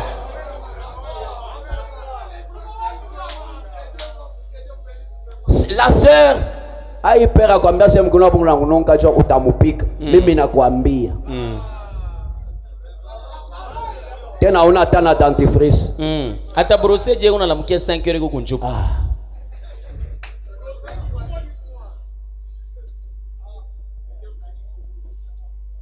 Et il est mpombele, tu ne prendras même soin de ta femme, de tes enfants. Na vile unakunywa mpombe, haute yoga sasa bibi yangu lipapa inako. Haute sasa batotongo mapa cho inapita. Hauna lwa kwa takuli. La Bible dit, Biblia kunasema, buvez, mkunyweni, enivrez-vous mulewe et oubliez votre pauvreté. na musaulike vya kweli maskini bwenu. Voyez? Je me rappelle un papa. Nakumbuka baba moya. Il est là quand il boit. Eko pali kama anakunywa. Un pauvre. Ni kusema maskini. C'est pourquoi je comprends l'écriture qui dit buvez, oubliez votre pauvreté. Na njoo kwa maana mimi nashikia sasa mwanjiko ya kusema mkunyweni msaulike vya kweli umaskini bwenu. Il vient de boire. Anatokea kunywa. Il revient dans son quartier. Yeye ule anarudia sasa mkartie yake. Il commence à injurier tout le monde. Njoo anaanza kuchambula baba maskini. Mungu na nini mwe? Mungu na nini? Mie voisin wa Mobutu. Chijo turukuriaga na Mobutu. Mobutu analomba chumvi kwangu, mimi na mimi nalomba chumvi kwake. Donc, un pauvre. Maskini wa benyewe. Donc, il a bu, il a oublié sa pauvreté. Ni kusema anakunywa, anasaulika sasa maskini, anaanza kuwaza sema mie njoo mie. Huku nalala wa kulewa. Utafua projet tu uende mbele, Dieu.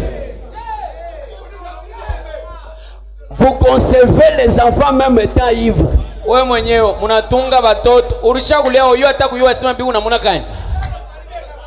Jona zala batoto abana na kile kwa masomo. Tu ya nini ubapata mubulevi. Acha mpombe revene.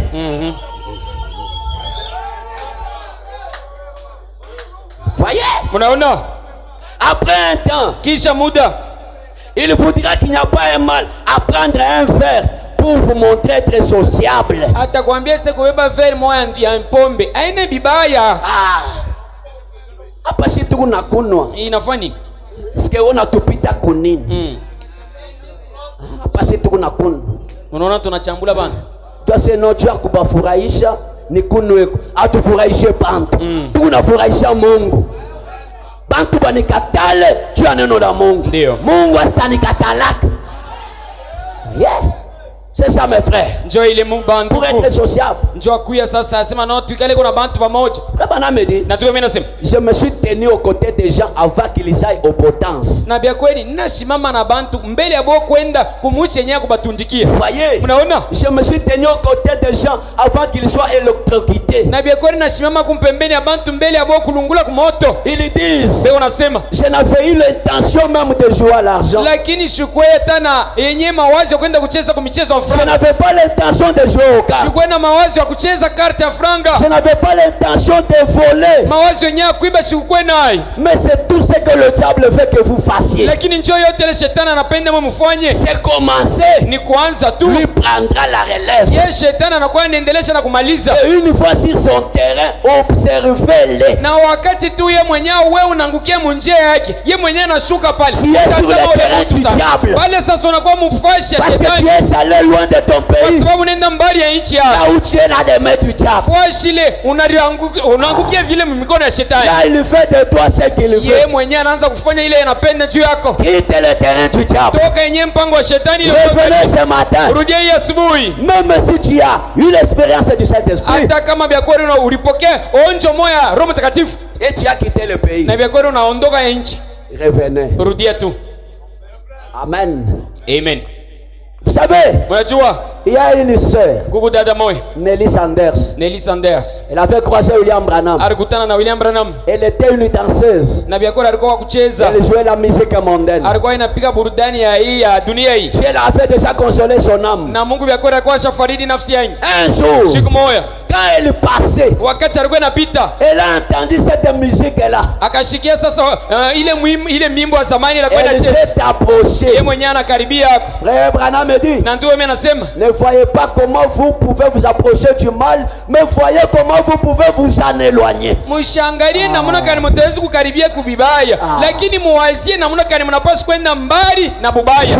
même l'ombre du péché. Amen. Et quand elle est allée, là où on dansait là, elle arrive là, tout le monde ne connaissait pas qu'elle est déjà convertie.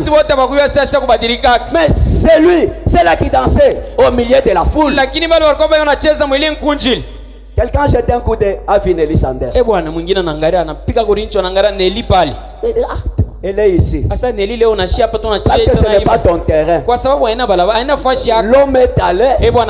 Et l'a saisi par la main. Et on est avec elle au milieu de la foule. anakuwa kucheza mpaka vile anaanza kucheza. Rumba moya okozonga maboko pamba yeula anashuka paka hivi.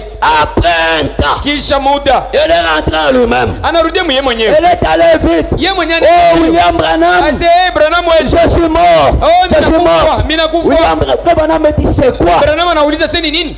Il est entré vite. Anaingia mbio. Elle a relaté son cas à William Branham. Yeye mwenyewe anaanza kufuatilia sasa ndugu Branham maneno yake. Et Frère Branham me dit prions. Na ndugu mese tuombe sasa. Frère Branham me dit j'ai débuté mon ministère. Ndugu Branham sasa unasema nilikuwa ninaanzia koto huduma yangu. C'était la première fois d'affronter un tel démon. Ilikuwa ni mara kwanza ya kukutana na ndemoni wa vile. Le fait d'aller là-bas, Maneno tu ya kwenda kule. elle était déjà possédée de mauvais esprits. Ni kusema mampepo mchafu ilikuwa shamubamba. Amen. Amen. Les matchs que vous regardez, Ile mamachi ile mnaona ile. vous êtes possédés. Ni kusema Mungu mwenye kuchukua na mpepo mchafu. La musique mauvaise que vous entendez, Burudani mubaya ile mnashikia ile. vous êtes possédés. Ni kusema mpepo mchafu shakumichukua. Dans ce mondaine-là, Ile yenye maisha ya mudunia ile. vous êtes possédés. Pale sasa mshauchukua. Mais Nelly Sanders, Lakini Nelly Sanders a connaît il y a quelqu'un yeye mwenyewe anajua siku fulani. auprès de qui j'ai reçu Dieu. Kwake mimi nilipokea Mungu. Il est là, Hayeko kule. il est allé. Na anaenda mbio. Et quand il est arrivé Na là-bas, wakati anafika kule, Frère Branham a prié. ndio mama naomba. Et Frère Branham me dit, Na ndio mimi nasema, un mauvais esprit est sorti d'elle. mpepo mwa mchafu anatoka ndani yake. La forme d'une chauve-souris, Naomba moya popo. gros comme ça. Angarabu nene. Frère Branham me dit, Na ndio mimi nasema, quand j'ai vu cet esprit-là, wakati mimi nikaona il ile a commencé à tournoyer dans la maison. inaanza kushughulikia mnyumba. Moi-même, il dit, j'ai fui. Mimi mwenyewe tu Branham mimi nakimbia. La porte a commencé à s'ouvrir d'elle-même et se fermer. Mulango inaanza inalifungilia hiyo yenyewe Cet inalifungia. esprit a commencé à m'attaquer. Ile roho au mpepo mchafu inaanza sasa kumwanza Branham J'ai vile. commencé à crier. Mimi nalalamika. Et le sang du Seigneur Jésus me couvre. Na damu ya Bwana Yesu Kristo Et cet inifunike. esprit-là Na ile mpepo est sorti vite. inatoka mbio. Et Nelly Sanders est revenu en Na elle-même. Nelly Sanders akarudia mwenyewe mwenyewe. Elle était toujours sauvée Alikuwa paka mwenye kokoleo. parce qu'elle était partie sur un mauvais terrain. Na kwa sababu alienda sasa fashi mwa mubaya. Amen. Amen. Quand Dieu t'a déjà sauvé, Wakati Mungu ashakukokoa, il ne peut pas te perdre. asiwezi kukupotesha. Revenez. Murudie tu. Ce Dieu-là Kwa Mungu ule. veut te voir dans le pays. Ule Mungu ule anapenda kukuona mwinchi. Regarde comment tu es. Angara na mune vile wiko. Tu commences pour manger un problème. Njoo kulia tunangaika. Écoutez, Mshikeni. pendant qu'on est à la fin de l'année, Mwakati ile tuko mwisho mwaka. vous allez voir comment les enfants des païens vont se vêtir. Mutaona watoto wa babakano vile watavuala hapa. Vous allez voir comment les autres vont manger. Mutaona bengine vile watakuri. Ils vont jeter même la nourriture. Bengine wanatupa na vya kutupa. Pendant que les autres en manquent. Wakati ile bengine vile napusa hivi. Ne peux-tu pas revenir en toi? Hawezi kurudia kwa ndani yako. Regardez comment tu as marché. Kuangalia namna gani wewe mwenyewe Revenir ulitembea. à ce Dieu-là Kurudia kwa ule Mungu. pour lui dire, Njoo kumwambia, non Seigneur, hapana Bwana. assez. Binapita. Voyez, Na unaona? mon frère, ma soeur, Ndugu yangu mwanaume mwanamke. j'aime que nous terminions cette année de cette Mimi façon-là. napenda tumalize hii mwaka mwile na muneli. Frère Branham me dit, Na tu wewe nasema. oh là Oh là, la la. allons une fois sur son terrain, observez-le. Twendeni sasa mara moya mufashi yake inatone. Le terrain du diable. Ni kusema fashi ya shetani. Frère Branham me dit, Na tu wewe nasema. vous savez ce que ça signifie mal agir? Mnajua ile inamaanisha kutenda mbaya. Il y a une influence, mais il y a une puissance de la puissance des ténèbres. Lakini kuko uwezo moya ya uvuto ya ngiza. Le prince de la puissance de l'air vous guide pour être pris au piège dans ces choses. Muriti wa ufalme ya ngiza vya kweli unakuwa ina miongoza njuu ya kumiweza mwile muteko. Voyez, Unaona? vous devez vous lever. Mnapaswa kulamuka. Séparez-vous des choses du monde Kuachana na bintu wa dunia et vivez pour Christ. na kuisha njoo Kristo. Voyez mes frères, Unaona ndugu yangu? oh là là, Oh la la. quand elle était là, Wakati alikuwa kule dans la pocherie, mofashi yenye bangulube. Frère Branham me Na dit, ndugu mimi nasema, oh là là, oh la la. c'est là que nous éprouvons du plaisir lorsque nous sommes parmi les enfants de Dieu. Na njoo vile tunapata sasa yenye furaha wakati tunalikutanisha katikati ya watoto wa Mungu. Je peux voir les garçons là, Mitezi kuona ule kiana couchés dans la pocherie, mwenye kulala vile vile fashi ya bangulube. la nuit, Bushiko pendant les vieilles endroits qui piouaient. mafashi mwa mubaya ile ilikuwa inanunka. Papa, écoutez, Baba shiki, ne vous donnez pas la peine de réveiller les gens. mshiripatie nguvu au kaisha kwanza kulamusha bantu. Amen. Amen. Je parle à ceux-là qui ont besoin de ces choses. Ni unasemezea kwa hapa banakuwa lazima na hivi bintu. Bakulala balale. Kili za ndor mloabo babache. Écoutez, Mshikeni. Jésus n'a pas su convertir Judas. Yesu mwenyewe hawezi laki kumbadilisha Judas. Dieu, hein? Mungu mwenyewe. Pas mi.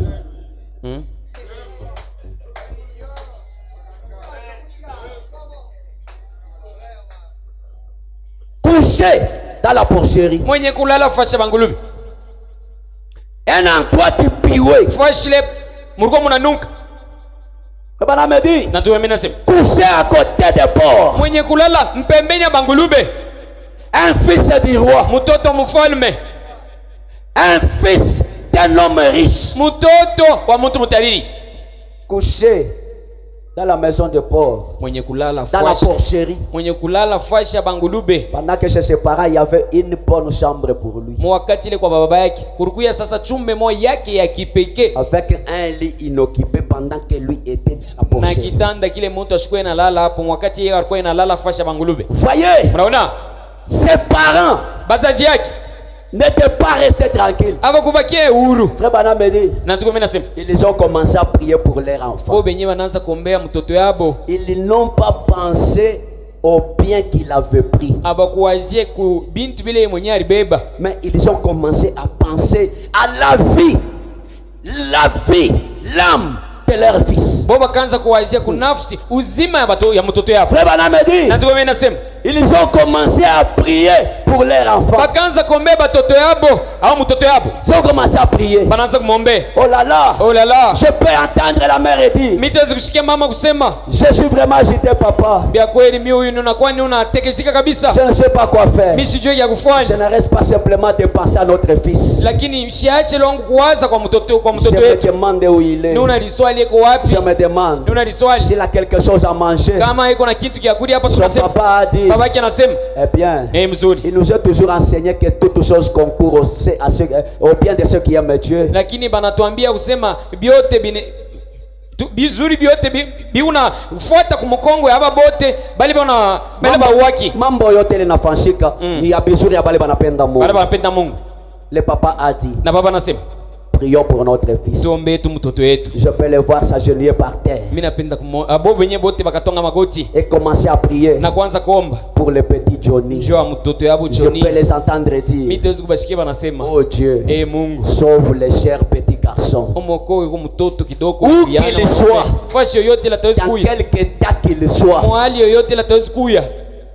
je peux les entendre dire. Prends soin de lui, Père. Et ramène-le à la maison. Où est-il? Là. Dans une porcherie. Amen. Amen. Et cette prière, l'ange est allé chez l'enfant dans la porcherie. Réveille-toi, fils. Et ce matin, là, le 7e ange est descendu dans la porcherie du monde pour te dire, réveille-toi dans le péché. Il y a un son qui a été sonné. La trompette a retenti. Réveille-toi dans la porcherie. Réveille-toi. Je vais aller lui parler. Si tu retournais simplement à la maison, il est revenu en lui. De penser à mon père qui possède toutes les richesses. Et tout ce qu'il m'a donné. Me voici couché ici. Mourra de faim. Couché dans une porcherie. Mangeant la soupe à cochon. La Bible dit. Il revint en lui-même. Revenez en vous ce matin. C'est ce dont l'église a besoin de faire. Aujourd'hui, de revenir à elle-même. De réaliser qui est son père. Rehoboth tabernacle. Qui est votre père? Car des fois, nous agissons comme si nous n'avions pas de Père céleste. En effet, toutes les bonnes choses du ciel appartiennent à l'église. Toutes les bonnes choses que vous connaissez appartiennent à l'église. Maintenant, toi, tu manques quoi? Sasa wewe unapusa nini? Pendant que toutes les bonnes choses Mwakati ile bintu yote vizuri appartiennent à l'église. vinakuwa vya kanisa. Voyez? Mnaona? Le Branham me dit, Na tukamena nasema la guérison utunzaji appartient à l'église. inakuwa ya kanisa. Le salut Wokovu wenyewe appartient à ni l'église. ya kanisa. Être sans souci et Kuya tout appartient à l'église. washipo uzuni na vyote ni vya kanisa. Être sans souci. Kuya washipo uzuni. Celui qui se soucie Ule mwenyewe anakuwa inalifama uzuni ule. n'a pas de père. Ni kusema shina na baba. Si Dieu ne m'étonne pas aujourd'hui, Kama baba tu ashinipe leo hapa, il m'étonnera demain. atanipa kesho. Même s'il ne m'étonne pas demain, Hata ashinipe kesho. ce qu'il a dit, il va l'accomplir. Kila anasema yeye atakitimiza. Amen. Amen. Je vais vivre comme si je suis déjà dans cela. Ni unaishi mie utona samisha kuya ndani ya yenyewe ile maneno Et le souci est parti. na mauzuni yoyi ishakwenda. Dieu donne la guérison. Mungu analeta utunzaji, Il donne le salut. analeta wokovu. Dieu nous amène à être sans souci. Mungu anatufikisha tukwe bashipo uzuni. Amen. Amen.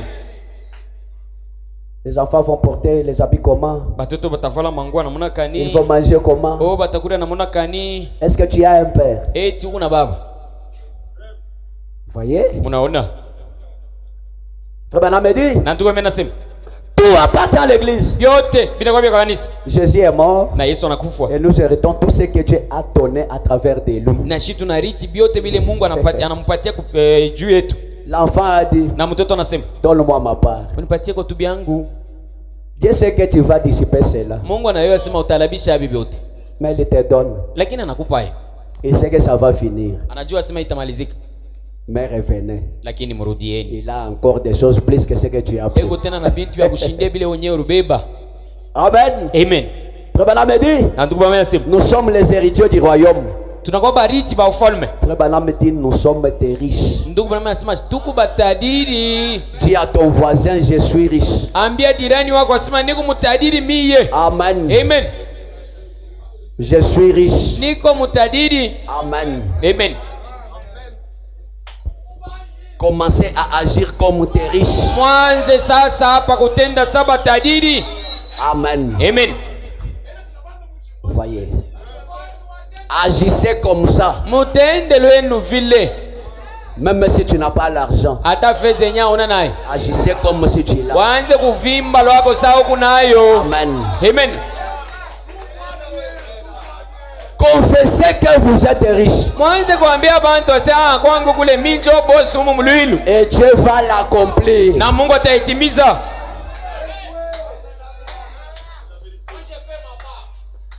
On vient te demander l'argent du loyer, tu n'as rien. Banaka kukufuata makuta ya nyumba una nayo. Ne tremble pas. Usitetemeke. Dites-lui. Umwambie ule baeri wako. On va m'amener l'argent dans quelques temps. Baba wende wikale nona kuya kule miti kidogo bina letea makuta. Après quoi, entre dans la maison. Kisha sasa ingia mu nyumba yako. Père, Baba, je cherche l'argent niona tafuta tushini makuta. pour payer les loyers. Njoo kulipa hii nyumba hii. Tu vas venir témoigner ici. Utakuwa kushuhudia hapa mimi nakwambia. Nous sommes des riches. Tuko batadiri. Bana me dit, Na tuko mimi nasema, mon père est riche en terre et en maison. baba yangu ni mutadiri mu manyumba na mu bulongo. Il a la richesse de ce monde dans ses mains. Mutadiri ya ulimwengo eko na mu mikono yake. Voilà votre père. Moneni sasa baba yenu. Tout ce que vous voyez est à lui. Biote bile munaona na macho biku byake. Il est riche en tout. Eko mutadiri mu biote. Vivez comme les enfants d'un riche. Muishi saba toto wa mutadiri. Amen. Amen. Ôtez les soucis. Mondoshe mauzuni na biote. Frère Branham me dit, Na tuko mimi nasema, c'est ce que nous sommes. jo kile shia batui kolwetu. Est-ce que vous savez ce que vous êtes? Eti mnajua kile mwiko. Vous êtes les enfants, vous êtes des riches. Mungu batadiri. Vous êtes les enfants d'un père à qui toutes les richesses du monde sont dans ses mains. Mungu batoto wa baba ulimwengu mzima butadiri bote buli ni bwake ye. Quand Dieu a dit par l'entremise de son prophète, dis à Tiro, demande même 10 millions ici. Je vais te les donner. ça devait venir où? Wakati Mungu anasemezea vile kupitia nabii wake kumwambia niambia atiro wake kusema yote ile utalomba hata 10 millions hata batoto hata nini mitakupa. Mwa mlikuwa mnawaza nini? Vous pensez que ça devrait être le faux billet? Mlikuwa mnawazia sema ni mafobi yako kachika. Vous voyez? Mnaona? Parce qu'il est riche en tout. Kwa sababu weko mtadiri mubyote. Vivez comme ça. Muishi lwenu vile. Je parle aux enfants de Dieu. Nuna semezea kwa batoto wa Mungu. Qui ont le sang de leur père en eux. Pale beko na damu ya baba yabo mishipa yabo. Quand ils parlent, wakati wanasema Dieu n'est pas tranquille. Mungu ashina na kimya. Voyez? Unaona? Revenons simplement à nous-mêmes. Turudie tu mushibe nyeo. Je peux les voir alors qu'il commençait à revenir à lui-même. Mitaweza kumuona hapa wakati anaanza kurudia mawazo yake. Il dit, anasema, oh si seulement je pouvais retourner à la maison. Anasema kama tumepasha kurudia kwenda kwa baba. Mais j'ai péché. Lakini mimi natenda dhambi. Je ne suis pas digne de retourner à la maison. Sistahili kurudia kunyumba. Que puis-je donc faire? Sasa pa mimi mitafanya kwa nini? Retourne. Wewe rudia tu hapo. Quand tu es sorti, wakati unatoka, il y a un manquement dans la maison de ton père. Nikusema nyumba inakuwa isipo kueneana kwa babako. Ton papa a le cœur agité. Babako moyo yake inakuwa inategezika. Si tu rentres, la prière de ton papa va être exaucée. Na kama unarudia maombi ya babako itatimiziwa. C'est ce qu'il veut. Na njoo yenyewe anapenda. Banamede. Na ndugu mimi nasema, dans réfléchissons à nos voix. Kumahubiri ya kusema tuwazie kumanje yetu. Je me demande ce matin. Nuna diswali asubuhi. Si beaucoup de gens ici présents. Kama bantu mamingi hapa beko hapa. Et ceux qui nous suivent ce matin. Na bote wale bena tufuata pa utandala na bio na bote. N'ont pas trompé leurs voisins juste un tout petit peu, s'ils n'ont pas réalisé une transaction malhonnête. Kama bya kweli abalandeko badirani bako mukubatumia ako makuta munamuna moyo ya bwiji. Voyez? Munaona? Ce matin ici par exemple. Hii asubuhi. Tu peux réaliser ça? Utaweza kutambua kweli. As-tu trompé ton voisin? Urilanda kwa dirani wako. As-tu fait une transaction malhonnête? Ni usema uritumiana kwa makuta mubwishi. As-tu fait ça? Urifanya kweli. As-tu fait quelque chose de mauvais? Urifanya kwa kitu kimoja kibaya.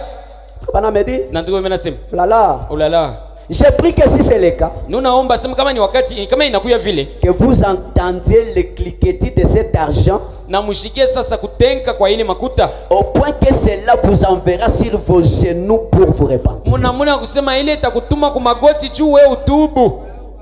J'ai mal fait Seigneur. Ya kweli mimi natenda mbaya baba. Que cela t'amène à genoux. Ile kusukume uende kwa magoti. Amen. Amen. Et beaucoup d'entre vous na bamingi katikati yenu retiennent la part de Dieu. Be unachunga kipande kia Mungu. Makuta ya Mungu. Beaucoup. Bamingi. La dépense pour des choses là-bas. Banabeba fedha ya Mungu ile. Banaenda kuitosha kule kwa binti wa bumbafu. L'enfant prodigue. Mtoto mpotefu. Ce n'était pas son argent. Haikuwa fedha yake. C'était l'argent de son père. Ilikuwa makuta babaki. Il est allé dépenser ça dans la boisson, le whisky et consort. Anaenda kualabisha hii mpombe mutaleja ma whisky na bingine. Bana me dit. Lantu wame nasema. Le tabac, la cigarette. Tumbako na biote. L'essence pour vous promener en voiture.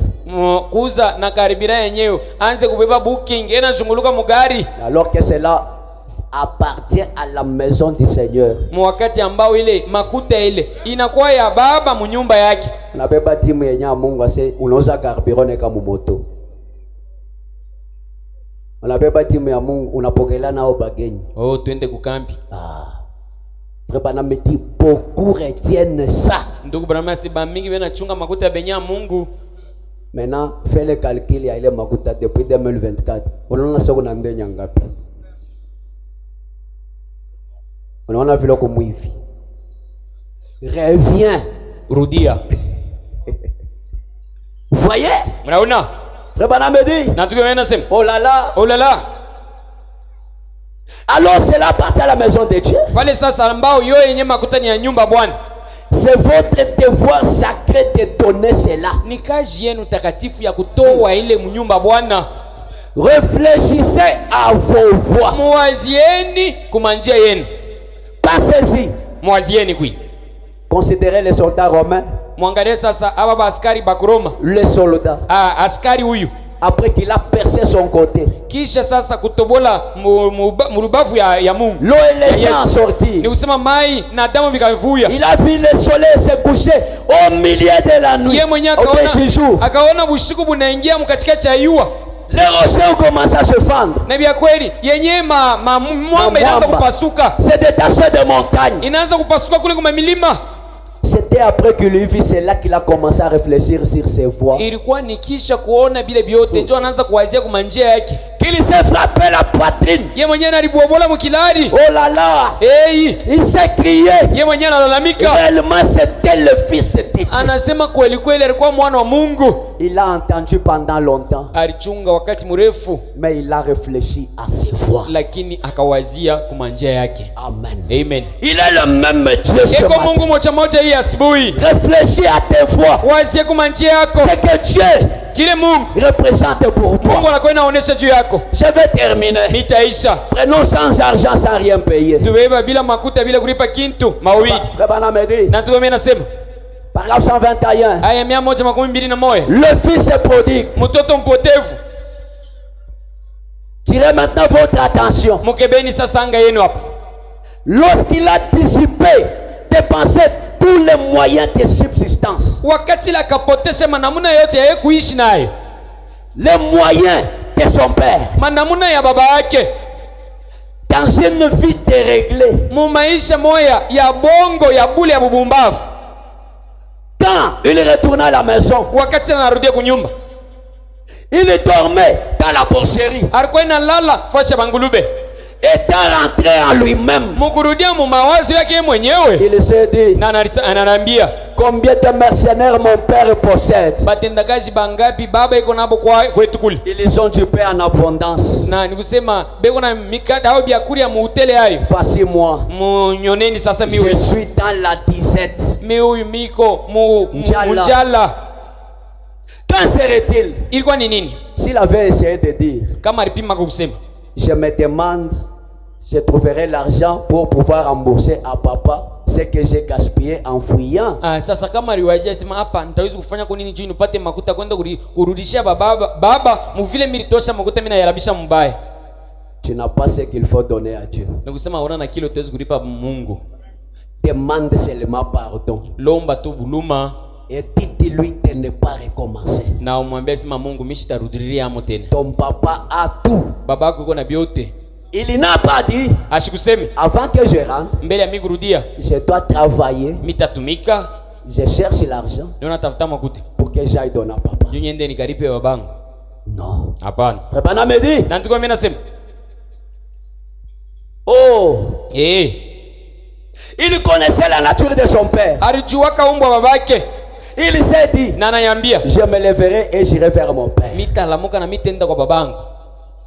Quand il est allé, na wakati anaenda, le père n'a jamais dit, baba ashasemaka, toi, oui, est-ce que tu ramènes mon argent? Eti hapo unakuwa na fedha? Non. Hapana. Il est le même Dieu ce matin. Eko Mungu moja tena hii asubuhi. Tout ce que tu gardes pour lui, yote leo unachunga juu yake, les promesses non tenues, malako yote leo utimize, tes vœux non accomplis, usema machapo yenyewe leo utimize, reviens en toi, rudie ndani yako, demande-lui pardon. Lomba buluma. Non, hapana, il ne lui a jamais fait payer pour ses péchés. Yesha muripishaka njo manzambi yake alifanya mtoto. Ce matin, hii asubuhi, tu n'as pas à payer pour tes péchés. Aona ya kulipa njo manzambi yako. La rançon a déjà été payée. Maripo tu barisha yilipaka. Le sang qu'il avait tout péché, damu ile unasafisha manzambi yote, c'est déjà payé ce matin. Barisha kulipiwa, isha kulipa bushubuhi huko. Tu n'as rien à donner. Aona na wewe kulipa. Frère Bana me dit, na tuko mimi nasema, son papa, babake était heureux qu'il soit de retour. Alikuwa waheri kumuona mtoto wake anarudia kunyumba. Amen. Amen. Il était heureux qu'il soit rentré en lui-même. Alikuwa waheri mvile mtoto alirudia mwenyewe mwenyewe. Car il était son fils. Kwa sababu alikuwa mtoto yake. Son propre fils. Mtoto yake peke. Est-ce que je parle aux filles et aux fils de Dieu? Eti unasemezea watoto wanaume na wanawake wa Mungu. Rentrez en vous. Rudie kama mawazo yenu. Amen. Amen. Et nous sommes au temps du soir. Na vya kweli tuko wakati wa magharibi. C'était le temps du soir où Dieu descendait pour communier avec son peuple. Ilikuwa ni wakati wa magharibi, ile Mungu alikuwa anashuka njoo kushiriki na watoto yake. C'est le temps du soir Ni wakati wa magharibi où les enfants rentrent chez eux. ile batoto wote anajua sema ni wakati wa kurudia kwetu Si kunyumba. Dieu est votre père, Kama Mungu ni baba yako, rentrez. rudia. Ici, Huko pas question des enfants du voisin. hapa hapana mambo ya kusema wewe ni mtoto wa jirani. Les enfants qui rentrent à la maison, Batoto wale wanarudia kunyumba. peu importe ce qu'ils ont fait. Ingao yoyote ile wanafanya.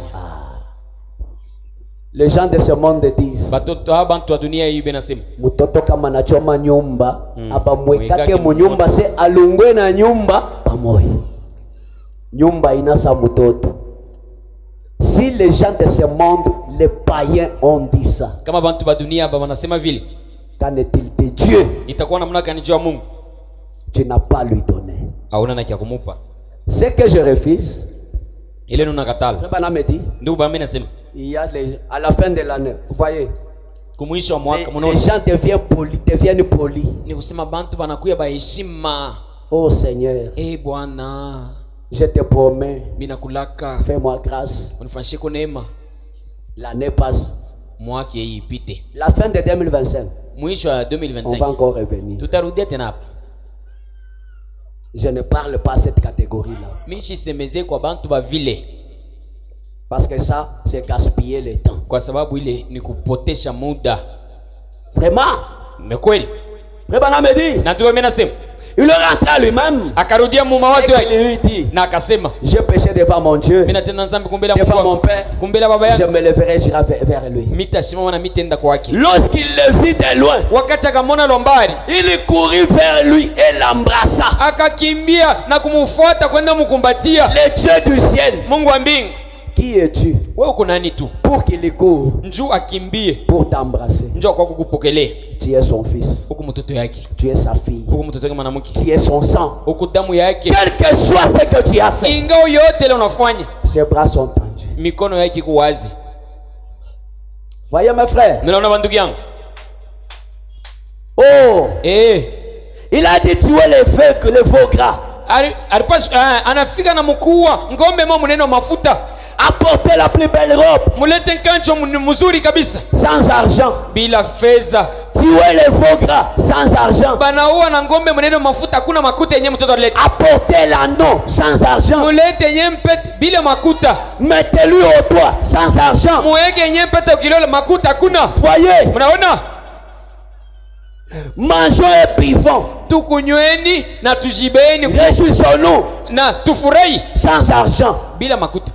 Il regarde Anangalia ce que moi j'ai pensé ile mimi nilikuwa na wazi yake et ce qui s'est fait, na ile nafanyika, totalement opposé.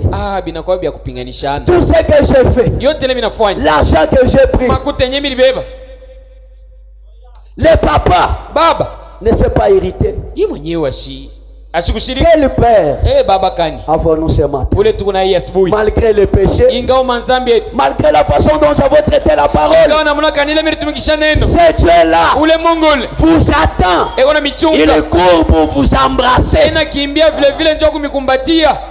Oh mon frère, ma soeur, Ndugu mwanaume mwanamke, sans argent, sans rien payer. bila makuta, bila kulipa kitu hata kimoja. Mon fils, c'est que voici était perdu. Huyo mtoto wangu ule mnaona Il est alipotea, retrouvé. yeye mimi Il était mort. alikuwa Il shakufa, est revenu à la vie. yeye anarudia kuzima, Réjouissons-nous pour cela. na tufurahi njoo ile.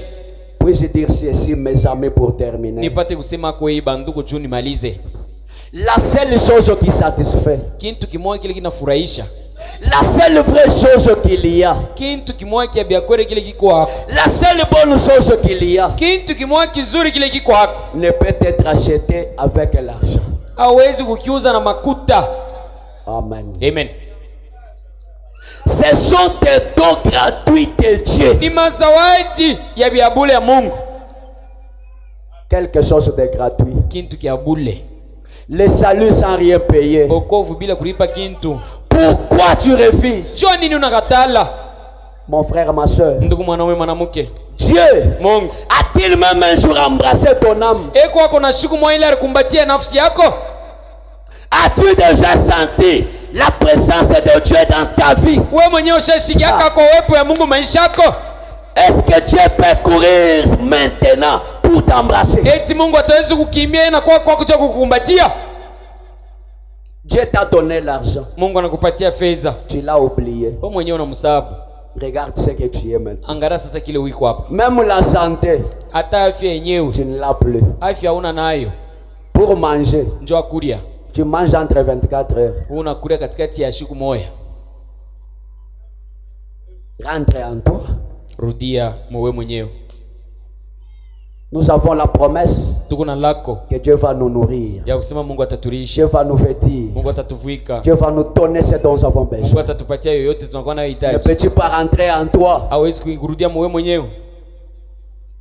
Ne connais-tu pas que ton père est riche? Au jua sema babangu ni mtajiri. Banamedi. Ndio mimi nasema. Ces choses-là sont les dons gratuits de Dieu par Jésus-Christ. Ile binti yote ni zawadi ya bure kupitia Yesu Kristo. Le salut de l'âme est gratuit. Wokovu ya nafsi si ya bure. La joie que Dieu donne est gratuite. Furaha yenyewe Mungu analeta ni ya bure. Venez, Mukuyeni. mangez et soyez rassasiés. Mukurie na mujibishe lwenu. Pourquoi pesez-vous de l'argent pour ceux qui ne nourrissent pas? Njoo nini? Mungu na muna labisha makuta kwa bintu bile habiwezi kutusaidia. Pourquoi travaillez-vous pour ceux qui ne rassasient pas? Njoo nini munatumika njoo bintu bile abishibishe. Frère Branham me dit, Ndio mimi nasema un homme sans Dieu muntu bila Mungu ne sera jamais satisfait. ashita kuyaka mwenye kufurahishwa. Même si on lui offrait tout le monde, Hata wanabeba ulimwengu wote mzima il ne sera jamais satisfait. ashita furahishwa kata. Oh mon frère, ma soeur, Ndugu mwanaume na mwanamke, écoutez donc, sikia ambao mangez ce qui est bon kulia ile kumzuri et votre âme se délectera na nafsi yako vya kweli itafurahi avec des mets succulents. na yenyewe Na vyakula vizuri. Prêtez l'oreille et venez à moi. Teka rushikio na kuya kwangu Écoutez et votre âme vivra. na shikia vya kweli nafsi yako itaishi. Je traiterai avec vous une alliance éternelle Vya kweli mitafanya na moya kano moya ya milele pour rendre mes faveurs envers David. njoo kufanya sema mabati yangu ikuye kwako wewe. Quand Dieu traite avec toi une alliance, Wakati Mungu anafanya na wakano fulani, toutes les faveurs de Dieu t'appartiennent. mabati mabaraka yote ya Mungu inakuwa kwako. Écoutez, Shikieni, la souffrance n'est pas éternelle. mateso hii unaona haina milele. La pauvreté n'est pas éternelle. Umaskini habuna milele. Les maladies ne sont pas éternelles, Magonjwa haina milele. mais vous pouvez les rendre éternelles. Lakini mweye ndio mtaweza kufanya sasa ikuwe Si milele. vous ne pouvez pas rentrer en vous, Kama mwezi kurudia mumwe wenyewe. l'unique chose éternelle, c'est Dieu. Kitu kimoja kia milele shini Mungu tu. Dieu est la parole. Mungu eko neno. La souffrance doit passer. Mateso inapaswa kupita. L'incrédulité doit passer. Kutokuamini butapita. La souffrance doit passer. Magumu itapita. C'est le Dieu est Mpaka éternel. Mungu yeye mwenyewe ndio wa milele. Rentrez en toi. Rudia ndani yako. Mettons-nous debout. Tusimameni bwima. Mon frère, ma soeur, Ndugu mwanaume mwanamke. est-ce que tu te plais de la vie que tu mènes? Eti unapenda maisha ile unaishi. Tu te plais de ce que tu es? Unafurahi na kile wiko. Toi, Wewe tu pouvais gagner 1 million de francs dans un rien de temps. ni usema rupashaka unapata 1 million ya franga hii mashiku kidogo. Dans une semaine, Mujuma moya. sans beaucoup d'acrobatie. Bila kumisha kichwa sana. Aujourd'hui, Leo hapa. regarde là où tu es. Angara sasa pale wiko. Tu avais déjà quitté le vélo. Ulikuwa kutoka maisha nkinga. Mais si tu es rentré aujourd'hui, Sasa shimu ile maisha ndio mnarudia tena leo. cela ne peut pas t'amener à réfléchir. Ile haiwezi kukufikisha kwa kuwaza. Regarde, Angalia. tout ce que tu as dissipé dans le monde, Yote leo unalabisha mdunia hii. Dieu t'attend. Mungu anakuchunga. Rentre en toi. Rudia ndani yako mawazo yako. Le péché que tu caches, Manzambi leo unafuchika ili. rentre en toi. Rudia mwe mwenyewe. Dieu voit et connaît ça. Mungu anaona na anajua hayo. Rentre en toi. Rudia mwe mwenyewe. Ce qu'on n'a pas dit, Na ili atuseme. que le Saint-Esprit le dise à notre place. Roho Mtakatifu iseme pafashi yetu. Pendant que nous méditons. Wakati ile tunafurahi, tunafikiri.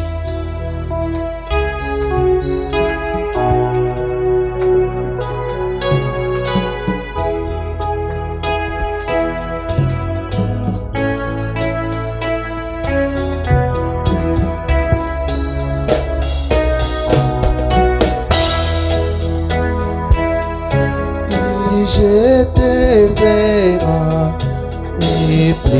loin de Dieu. Oh, mais maintenant je reviens. Les péchés longs, longtemps je suivi. Oui, Seigneur, oh, moi je reviens, oh, à la maison pour